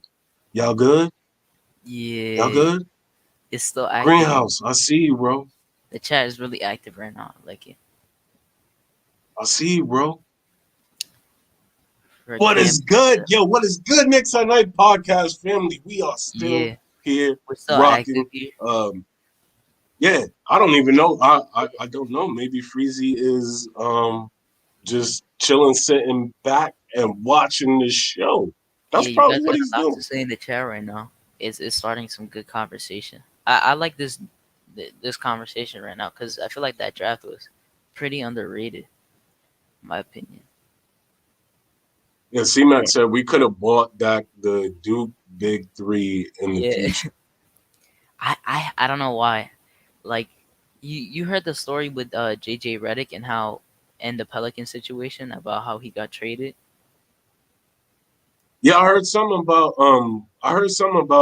they were supposed to trade him to some place where he was like closer Yeah, to his fam and stuff like and that, whatever. they didn't do it. They And they promised didn't like he was. they did I him wanted to dirty. watch this. I wanted to watch the thing. I saved the video on YouTube, so I could watch it tomorrow or later today. But he was Hmm. basically saying that he trusted them, and they said that they were gonna trade him to a team that he wants to go to and is close to his home, because he wanted to be like a drive away from his home. Like he's able to drive there whenever he wants to, like even if it's a few hours. But then he said that the David Griffin, like he can't trust them, and how nobody should trust that front office. And he was like bashing them, like, Right. and it makes me think that I don't know. It kind of made me think more that it could be a possibility. You never know that Zion would want to reunite with RJ. You never know. Things like that could happen. They are still best friends. Yeah. Yeah, Yeah. yeah. Rui Hachimura is good too. I forgot. Oh, and C-Mac was saying, what team do you think that Cam Reddish would shine on? I think the Oklahoma City Thunder. Hmm. He would have been really nice. They could trade a pick. They have like Like they if have the they third, drafted fourth pick. him, like so. No, if So they do you traded mean for him. the? Oh, okay. You talking about the Yeah, current OKC? yeah. So Gotcha. so you see how how they have like 17 first round picks and second round picks in the next 7 years. Oh I my was god. like, they could just trade whatever, some pick and a player. They could get him alongside SGA, and then they have Moses Brown Right. going off recently. He's been going crazy. They have Darius Baisley. You have Cam Reddish at the 3 and SGA at the 2, and you could just have them be like a dynamic young duo. That would be nasty. Road In to my 70 live, 75 likes, Prince. I hear you. We on that road. We there. Yeah, we there. We close to We 75. walking You it. haven't hit the like We button. Hit walking it. We we getting creeping. there. We creeping. We creeping. Knicks and Night podcast is The in the Knicks and Night building. podcast. You know what I'm saying? Yeah. Got the young man Hadouken And we got City for real in the still cut. here rocking with me. You know what I'm saying? Like Still we live. chilling. We hashing it out. And you know what's the best thing that I like? We hashing it out and we mixing it up with the people. Yeah, everyone is With the active in the people. chat. Yeah, they got I some good like it because takes. guess what? Listen, I'll tell y'all a story just real quick. I'll tell y'all a Go story. ahead, go ahead. I love mixing it up with the people because there's been so many channels that I've been on that I've commented.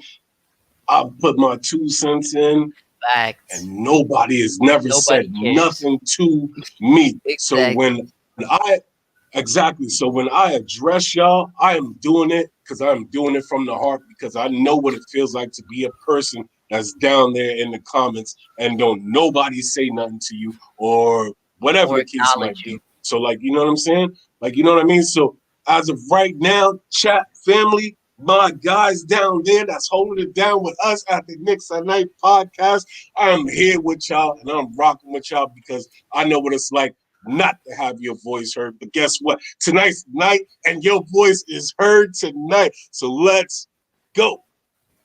Yeah, you real for that. Yeah, cause I know Straight up. a lot of times when people are in the chat, like I'm in the chat of someone else, like they don't acknowledge you. And here, like it's chill right now. Everyone is contributing in the chat, and we're just Yeah, having a let's get good it. conversation right now. Let's get that $5 That back. platter. That bet says, get those likes up, people. Give love to Knicks at Night. You Yes, see sir. it. You see the eyes. Y'all see. You see the eyes. You see See, it. we hit 75 now. We up at There 75. we go. We That's hit what I'm talking about. Can we hit 76? Can I hit 77? Can I hit 78? Can we get the 80? I we mean, can how get many that do up. we got watching? How many do we got watching? I mean, if y'all like what y'all see, the only thing you need to do is Hit that like click. button. That's You all just you need gotta to do. click it. It takes 1 second. a half a second. It takes a half a Oh, second. And look. if you are a guy that hold on, I was Oh, about to rant. I'm sorry. we hit 77. Look, Oh, 77. Get it to 78. get it to Let's 70, 80. go. It's Let's as go. simple Get as that that. You thing up just there. click the button, exit out.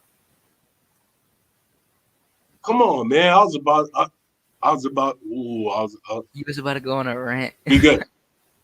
Yeah, we good. No, we good. We good. We good.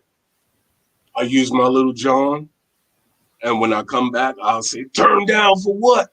Like, you know what I'm saying? And But then we and then here. put the whole beat on. But nah, we can't get no copyright. Yeah, Yeah. no No, we copyright don't here. need the beat. We don't need the beat, but y'all can imagine it. Y'all can Oh, imagine it. can, So can y'all we get already know 80 what it now? is. We're at 79. We could get 80. We could get that one more Oh, person. get that thing up.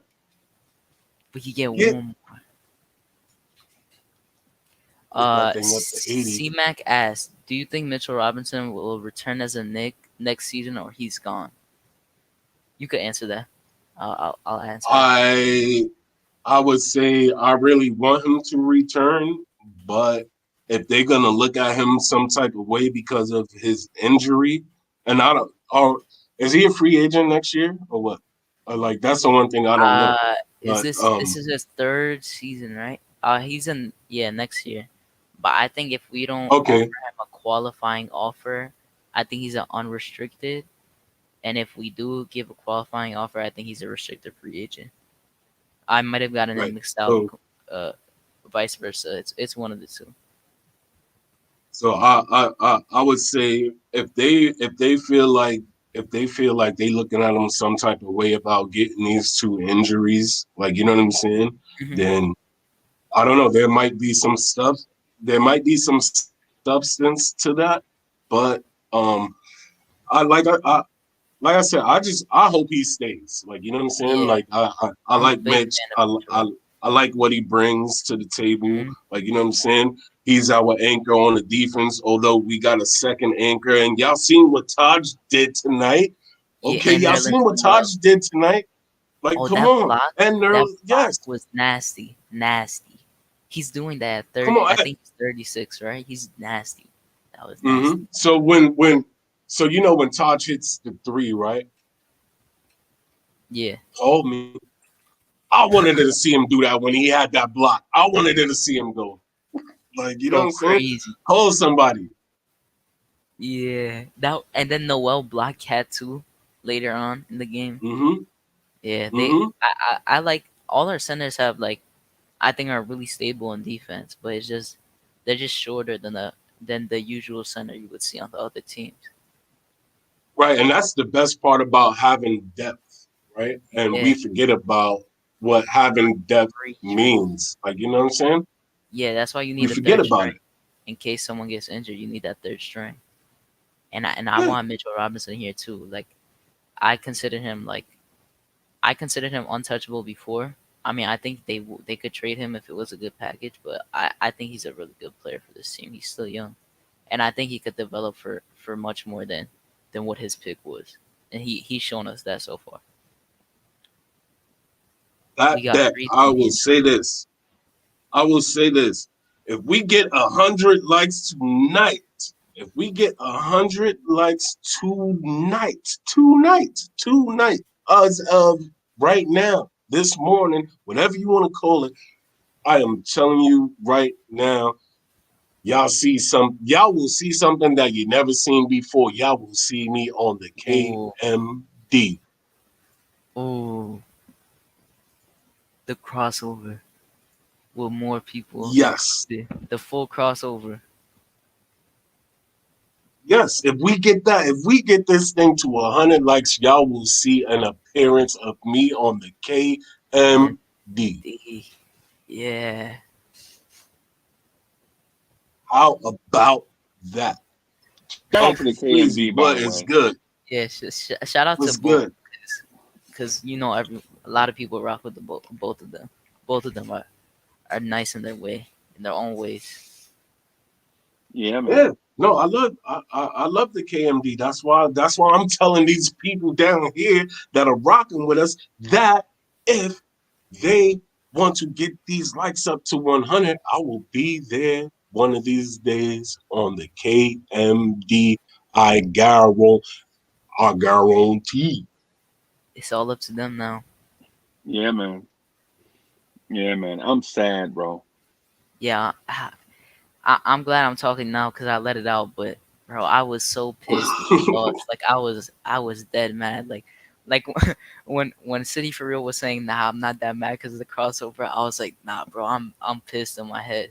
Like I can't. That loss just stung, bad, bad, It hurts, man, Yeah, but man. hey, you know, bro. it's Yeah, what it man. is. Such a Hey, sad so for a It's trade, what what it it is, was and is it ain't. I was yeah, I was listening the whole time. I was rocking with it the whole time. I was just letting the fellas eat, man, instead of jumping in and interrupting. Sometimes the conversation you have to let it be organic, man. Yeah, You know what I'm saying? appreciate. Yeah, Yeah, thank you. man. Yeah. Yeah, man. Just let it, yeah. Just let people rock. I don't have to jump in and dominate the conversation and things like that. Sometimes I'm a fan of the show just like everybody else. We're all a fan of this show. Even if you're on the panel, you're all a fan of it. Yeah, we appreciate it, Freeze. We appreciate it, Uncle Freezy. Yo, For the y'all show opportunity, Uncle Freezy some love, man. Throw some orange and blues down there. Get yourself show some love in the some chat. Knicks at Night podcast This wouldn't happen. hoodies, This wouldn't be a thing without hats. Uncle Get Freezy. yourself some KMD shirts, hats, whichever one you like. But show some love for Uncle Freezy, man. Get those orange and blues in the building. I want to see it in the building because y'all rocking us, and I'm still here. So I want to see some orange and blues in the building for Uncle Freezy letting us hold down this podcast tonight, man. Get those things in there. Get those things Yeah, in y'all there. was Let me rocking. see it. Let me Yeah, Yo, see it. y'all I was want to see rocking that and orange and blue love. yeah, man. the chat. So The chat City, was how active too. yeah, man. Hey, what's up, Long Island Sound One? What's good? Prince Poti, Was what's good, my good? brother. Quiet Money, I see y'all. I see y'all. Foy Trey, what's happening? I see y'all. Hey, so I'm so back. City, I heard you talk about the show this morning, man. So how'd you really like the thoroughness of the conversation this morning? So the only thing I would say that I didn't like is when they attacked my guy Hoodie Kev, right? Not with personally. Like, you know what I'm saying? Like they attacked him kind of like personally about,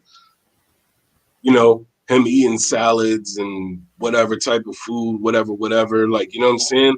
The difference in between the things that happened was, right, when we was talking to CP, when we was getting on CP, he was talking about tanking stuff. Like, you know what I'm saying? So we never attacked that man personally. Like, you know what I mean? Just straight honest. We never attacked that man personally. But So when he look, started talking about tanking, honestly, that's when I lost it because I was like, yo, no, bro, like, listen, man, these guys are playing good right now. Why is we even talking about tanking? Like, you know what I'm saying? I said it, we got to support the team for what they're doing right now. Like, you know what I mean? Like, and that's it. But like, when you want to yell and whatever, like that's fine. But like, you know what I'm saying? Like, if you're gonna attack the guy on some of whatever it is that he's talking about the basketball facts and like, you know what I'm saying? And not personally, but all in all, I loved it. It was awesome. I have no problems with it. Like, all in all, it was awesome, man. Like that was like I said, man. Yo, listen, Freezy. I went to work, right? Right, I right, was watching for a little bit. I went to work, got back home, and I was like, oh, you know what? I didn't even watch this, so let me, like, you know what I'm saying? Let me watch it. And like I said earlier, I seen uh I seen you bring Hoodie Kev in the joint, and I was like, whoa, what's going? Why is my dude on the KMD? Like, you know what I'm saying? What is he doing? right, That's what I said. right. And then, like, you know what I'm saying? Rob jumped in, and I was like, wait a minute, what in the world is going on right now? Like I said earlier, man, did I see this on on the YouTuber verse? Like, you know what I mean? But I loved it, man. Like it for me, it was awesome. That was you know that was To me, that was it was more like when your family come together and everybody be in the kitchen arguing, and it be getting heated. You know what I'm saying? It be getting heated. You know what I'm saying? And people start getting right. nervous. People get the jitters. But at the end of the day, it's still all family in there. It's You still know what I'm love. saying? That's why I said, man. That's why I said, man. So look, Teamwork makes the dream work. And once you bring everybody together, it turned out to be epic. Like, you know what I'm saying? It turned out to be epic. Like, you know what I'm saying? Right. So like I said, man, I love it. And if y'all get that thing up that I was talking about, y'all will see me on the KMD one of these days. Soon. Right, man. Right. I was thinking. I'm thinking that they are getting together now to come on the Knicks at Night podcast. that would have been I think the Ooh. KMD is rallying right now to jump on the Knicks at Night podcast. But I don't want that to happen. mm, Right, My preference would be everybody stay in their lane. You know what I'm saying? That would be my preference. You know. right. cool. Which is, I mean, like, listen, man, listen. I respect everybody. As well as you know, I got no issues with anybody or no grudges or no beefs with anybody. Like, you know what I'm saying? Like, I mean, so like, you know, I mean, I don't see it as a problem. Like, you know what I'm saying? I love it. Like, you know what I mean? I like, you know, like I love it. I made one. Listen, yeah, you're gonna laugh. I made one appearance on the KMD, and you tried to kick me out early. Like, you know what I'm saying? I won't even there for 5 minutes. I be trying to separate people, man. That's the thing. And I be trying to separate. I just try to separate people, man, because sometimes the conversation goes in a way that is not cool for the listener. You know what I'm saying? Like we sometimes Yeah, we yeah, forget. yeah. Sometimes we forget it's a live stream and people are out there watching us, and sometimes we get in a moment and we just have to remove ourselves from the moment sometimes and take a deep breath. That's all. Yeah, Yeah, no, I feel you. it's just how it is sometimes. You get in the moment, you say some things that you didn't mean to say, or you get a little too serious. But at the end of the day, it's all love with everyone. It's basketball, man. Yeah, man. Yeah, man. Yeah. Oh, we got State in the chat. He said drop the link. Oh boy. Here we go. Here we go. State, I'm gonna drop the link, man, but I was I just talking to already him on Twitter earlier. okay, we gonna see what State got. We we gonna see what State got to I say. already know what he's gonna talk about. So Alfred Payton got to go. I already know this is where we're going. I have that feeling. Is it Alfred Payton got to go?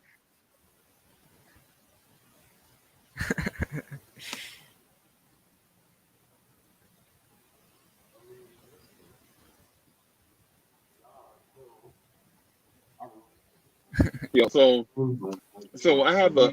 I have, so how do y'all feel about the RJ shade tonight? ooh, the RJ shade from wait, Yeah. is that city like talking from far? City, you might be far from your mic if you're talking again. RJ. Oh yeah. Get a little closer. It's still far. What RJ shade are we talking about? Oh, the one we were talking about a little earlier. Peace, y'all. I'm not state, but Oh, another what's Knicks good, fan. Cully? Another Knicks What's good? fan here. Peace, man. Salute, Cully. So, thank you, Hey, brother. what's Peace. good? What's good? What's good? What's good? What's good? What's going on? Yeah. Yeah, I'm actually listening about the RJ thing right now too. Yeah, it's like we talked about it a little earlier. I think it is that that I don't know if it was friendly. I think he is one of those people that I don't know. I read this before that some people say that he was one of those players that said that Cam Reddish is better than RJ. He was one of those, and I think this was a diss, and I think RJ will take this into account the next time they play. And Like, even if he's not clutch now, he will be clutch later on in his career. He will get to that point, and he'll show him off. I'm excited for this matchup. I'm expecting him to go off on him next game. He better have this marked on his calendar. That's what I would do if I was in that situation, and I think he's one of Right, those guys. right, right. Well, I don't think RJ overall. I don't think RJ played poorly. Yeah, You know what I mean? Yeah, I think he's still based on RJ Barrett's skill package, like what he brings to the table. I think he's ahead of expectation, right? definitely. Because if he had all these skills and determination and was a run jump athlete like Anthony Edwards, he would already be one of the best players in the game. Period. A hundred You know what I'm percent. saying? Yeah, You know what I mean? If RJ Barrett had all the things that he brings to the table right now, and he was an elite run jump athlete, I think RJ is 28 points a game, 7 rebounds, 7 assists, easily. right. You Um, pair that along with his craftiness that he has now, and yeah, he's getting right. better at dribbling too. Like you can That's see, what I he's was getting see. crafty. We on the same His page because I said the exact same words, bro. I said his crappiness and getting yeah, some better footwork.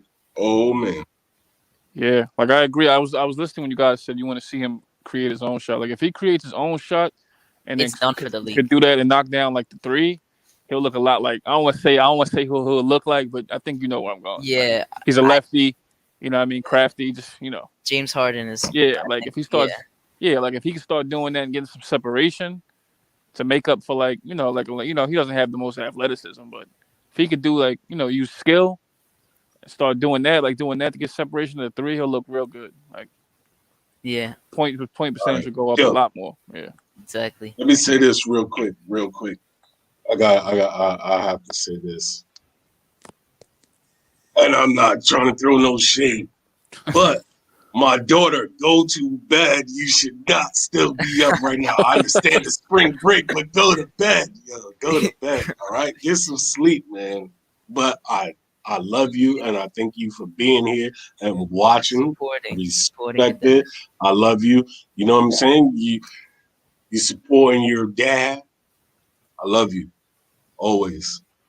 Yeah, and I want to say real quick, Uncle Freezy, I remember you said that you were big on RJ, like even before, like you said we should tank for him, and I actually like went back to one of your first videos and I actually watched it, and I listened to it, and you weren't lying at all, like it's like you were actually big on him, man, and we are the top of the bear tiers, so we're gonna Yeah, continue to man. be on top of that.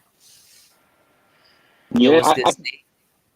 I said this thing years ago. Some I was on Nothing But Knicks with Yeah, Sim I remember. I remember that. I didn't know that was and you though. I didn't know that was you. yeah, that was me. So Sim was like, so what do you think about the season? And I was like, stop what you're doing right now. Tank. Trade all your best players, I right? was crying Yeah, when I heard that. yeah. Right? And everybody they were dying. They were waiting to tear my head off, right? And I was like, dude, You you were getting gotta tank. killed in the chat. Yep, yeah. I was like, yo, you gotta tank for RJ Barrett. And the reason why I said that, hey, City, the reason why I said that is because Mm-hmm. I had just learned about the RJ Barrett story where he was a ninth grader playing against Lonzo Ball in Chino Hills, Mm-hmm. and how he's a pimple faced kid with braces and wasn't even in basketball shape, and he put up 38 on Lonzo Ball Yup. as a freshman. Yup. As, as a freshman, he put up there, and he missed the game when he missed the game tying free throw, and he fell out on the floor and cried like a little baby.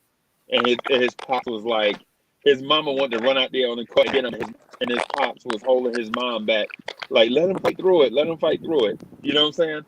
Right. And so the second free throw, it didn't even matter because he needed two free throws, and he missed the Mm-hmm. first one. So the second free throw ain't even matter. So he got up there and he missed the second free throw. He was man, he was balling like a little baby, man. And so when I heard the story, because I watched the YouTube video and they had the video and stuff and all kind of stuff, and he was out there crying. The referee was like, "Coach, you gotta do something with this kid. He gotta shoot this free throw. He holding up the game." You know what I'm saying? RJ was like legit laying on the floor crying. And Lonzo Ball was like Lonzo Ball, who was 17 at the time. Yeah, was going trying to get him up. He's pulling him by the back of his jersey. He's like, "Man, get up and shoot the free throw." You know what I'm saying? And RJ Barrett, and he put up 38 points against the number one team in the country, and he didn't even start before that. He just came in the game and got hot. You know, so he wasn't even starting. He just came in the game and got hot against Chino Hills, and they couldn't stop him. You know what I'm saying? The dude was like legit, like only 6'3". You know, like a 6'3" freshman, pimple faced kid with braces. And you're like, "Dang, he a little boy out here going against Lonzo." You know what I'm saying? Giving him the business. And so when I saw that, when I heard about that and I saw the video for it, I was like, "Yo, this kid, right? This is," because at the time, we had cats like Tim Hardaway Jr., you know what I'm saying, on the team, just chucking up shots. You know, Yeah. oh my God, it was crazy. Yeah, I remember during that draft, I was also preaching, like, I mean, obviously everyone wanted Zion. I wanted Zion if we got number 1, but if we went to 3, I was praying we got RJ, and I'm glad with the outcome now. Like, I'm happy with RJ. Yeah, I'm satisfied. I'm happy we didn't hit on the draft picks before, but I'm happy we got RJ now, and he's ours. And remember, they was looking at Garland too. I was gonna be pissed. bro, oh yeah, bro. Oh, Darius. Yeah, he's nice, but he's not RJ. Injury prone. No, he can't stay on the court now. Yeah. Like, I'm good. Man. Stay looks pissed. Yeah, because I remember they wanted the tank. Man. Don't worry, that's been us too, bro. All about the game. Yeah. Sorry, though, man. It's like I said, man. Like, I'm okay with this loss tonight. Stay your muted. I'm okay with it. Like, you know what I'm saying? Like I said, it's the only reason why I'm okay with it is because I saw something epic this morning. Okay, I saw something epic today, like that I was not expecting. Like, you know what I'm saying? Like, I was what? I don't even know if anybody was expecting that. All right. And if y'all didn't see it, make sure you see it. All right, you gotta stay. So I gotta look. So full disclosure, where do I start? We was up 18 points. Mm-hmm. Alfred comes in the game, 6:56 left in the game. We up 12. Now we up 1, next to the worst team in the Western Conference. I don't even know who the hell he was guarding. I don't know their point guard name. He's from the G League. Yeah, McLaughlin or something. Yeah. So the Knicks proceed to have a lead double digits. And we bring back Alfred in the game. And we lose the game. And RJ gets one touch within the last 5 minutes. The last 5 minutes, and is the game-winning shot. That pissed me off so much. Oh, my God. What the hell is Thibodeau doing? I can't do this Alfred Payton nonsense no more. I don't know people who defend him. I can't do it. It's annoying to watch. Reggie Bullock, he's getting ignored at the 3-point line. Like, come on, bro. We should have never lost to these dudes. City is a big fan of Alfred Payton. So. Well, he can have fun with that. He's on his own One Piece island. He knows that. Worst point. I take Tony Douglas over Alfred Payton. I take Alexis Sheave over Alfred Payton. I take Kidd over Alfred Payton. I take my grandmother over Alfred Payton. I take my uncle. God, the ends. I don't care. Like, I don't want to see him no more. Like, it's pointless. Like, he just does something to Randall and RJ. Like, he does something to the offense. Like, what is it? It's like, and it's not even his fault. Like, now it's on Tibbs. Because it's like Tibbs. It's not his fault. Yeah. Like, why are you playing this bum right now? Like, not to call him a bum, but yeah, it's like. Yeah, cause stay like you said, RJ only got one touch in the end. Like you see for the last 5 minutes, and you know Tibbs said this. I'm pretty sure Tibbs said this. You see Peyton pass to Randall for 5 straight ISO possessions, and he hit 2 of them. Granted, yeah, but that pissed me off so bad. And then you expect RJ to hit the last shot after being frozen for 5 minutes, not getting. He didn't even touch the ball in the last 5 minutes until the last shot, and you expect him to make that shot. I need somebody on this panel. I need one of y'all to explain to me, why does IQ only have 13 minutes tonight? Knox have 0, who's a shooter, and Frank have 0, who could actually guard Anthony Edwards, because nobody could have guarded him. He was sunning Reggie Bullock. He killed RJ Barrett on Yeah, a couple he killed drives. RJ at the end with that reverse layup. That was nice reverse layup. And he was talking trash about RJ after the game. Oh God. Oh, what did he say? I didn't get that. What did he say? No, it's like when he was saying that he wanted him to take the shot. He was like, I didn't want anyone but RJ to take the shot, and we were fine with it if he hit it. Like he definitely better kill him next time, bro. When they play. Well, you can say, you can I'm say that watching that on my after the calendar. guy misses. Like, you know what I'm saying? Yeah, you could say that. You After can act like you want that smoke after he misses, but come He on. said that because he ain't had the ball in mad possessions. That's why he said Yeah, that. and RJ is not the number one in his team. They have Ant as the number one. Cat is not a player that they have in the clutch. That's Anthony Edwards. So RJ don't got those possessions. But I know if I'm RJ doesn't care about stuff people say. He just feeds off of it. So next matchup is gonna be. He's gonna be looking to kill him next game. Crazy. Yeah. So, I'm looking at Alfred Payton play most minutes next to RJ, which is an accomplishment by RJ Barrett, by the way. That's very impressive. You're playing next to the worst point guard in the league. You just so happen to put up these lovely numbers. I can't wait to see what he put up next to an actual point guard. But anyways, Hey, let me ask you a question. Let me ask a question real quick. So Prince said somebody is timing him out. Why are they timing you out, Prince? Someone probably timed him because he spammed a lot. He was like talking a lot before. That's why he was spamming a bit. Oh, that's why. Yeah. Well, if you do things to get timed out, you're gonna get timed out. You can't be mad. I mean, And it's only 300 seconds. I don't know so what you it's like did, but it's like a few minutes. So, All right, you can go back. So we start Alfred Payton last season most of the games. When we could have started Frank Ntilikina and lost more games. But no, we start Alfred Payton. He had the worst offense in the league, of course. Worst pace in the league, of course. And we draft Obi Toppin. Now we come into full circle. Obi Toppin gets a cup of coffee 6 minutes per half every game. I don't even know he's on the court. I don't know what to say. I'm baffled right now as to why the kids can't play. I don't know. Tibbs want to keep playing this dangerous veteran game, and you want to keep playing dudes 38 minutes. That's on him. He want to keep doing that. Okay, keep playing with fire, brother. Cully, you're muted. Oh, my fault. Well, I'm glad because I didn't want to talk over homie anyway.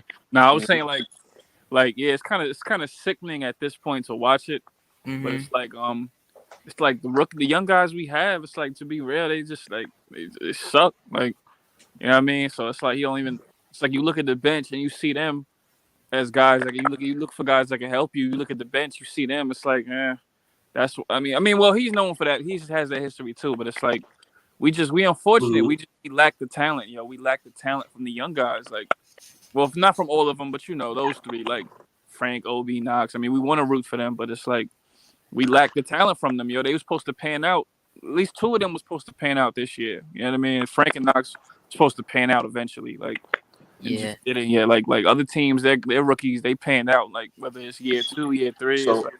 So let me ask you. I don't know. Knox's 10 coach guys said it takes him 4 years. Yeah, Knox he said what? 3-4 years. His coach said 3-4 years for Knox. So. Can I ask you a question, brother? What's up? I believe in players you have to be on the floor in order to get better. That's my belief. I don't believe people get better by practice, staying on the bench. That's not my beliefs. I will never believe in that. That is garbage. So you mean to tell me that even if you don't like Kevin Knox, you mean to tell me that he can't give me 15 points next to Randall? That's what people telling me right now. Wait, Frank, I I got already lost. seen Frank give me double-digit points next to Randall. I already seen Frank play good defense. Frank probably would have stole the ball at that last play at the end of this game. But you know what? You got Alpha Payne out there. So at some point, you dudes, not everybody, but a lot of y'all got to start criticizing the vets because this is becoming pathetic. Yeah, it is. No, it it's is. no ceiling to start. It's no ceiling to start Reggie Bullock and Alec Burks. It's no ceiling to that. They It is, both man. inconsistent journeymen. Come on. And speaking of that, speaking to piggyback off that, I learned like after this game, I learned that Reggie Bullock and Alec Burke, like that's the most they gonna give you. That's like it's like you push them pretty much to their limit. Like these are guys, these are like journeymen. Like they that's know the the most. role. Yeah, Yeah, that's the most you're gonna get out of them. I mean, Burke, I don't know how much Burke had tonight, but that's just the most you're gonna get out of them. Like streaky that's shooting. yeah, that's the way they are. They're always gonna be like the same they are. But for our team, since they don't want to use the younger guys, I mean, I feel like Knox was just screwed from last year because of Fizdale. So that's why I agree. he's on the bench right now. Like I feel like that wasn't unfair. Like I like all our young guys. I feel Yeah, like some were just not treated well. But the thing is we're using guys that should not be starters as starters. So right. we can't expect like it's not really on us. Like we're dealing with what we had to deal with. They're not gonna start Knox. If Knox played well last year and they gave him the start, I think he will be starting right now. Frank, I think, would be Yo, getting my guys, off the bench and stuff like that. my guys. I gotta do something real quick. I gotta take care of some stuff real quick. I gotta do something, man. But yo, shout out to you guys. Shout out to Freezy for having me here. Shout out to the chat. You know what I'm saying? Shout out to brother. everybody watching. Shout out to everybody that's gonna watch. And I will definitely holler at y'all on the next Yeah, one. we'll That's just for sure, for we'll sure. just end it. We'll just end it right here, man, and then just jump back on later. So.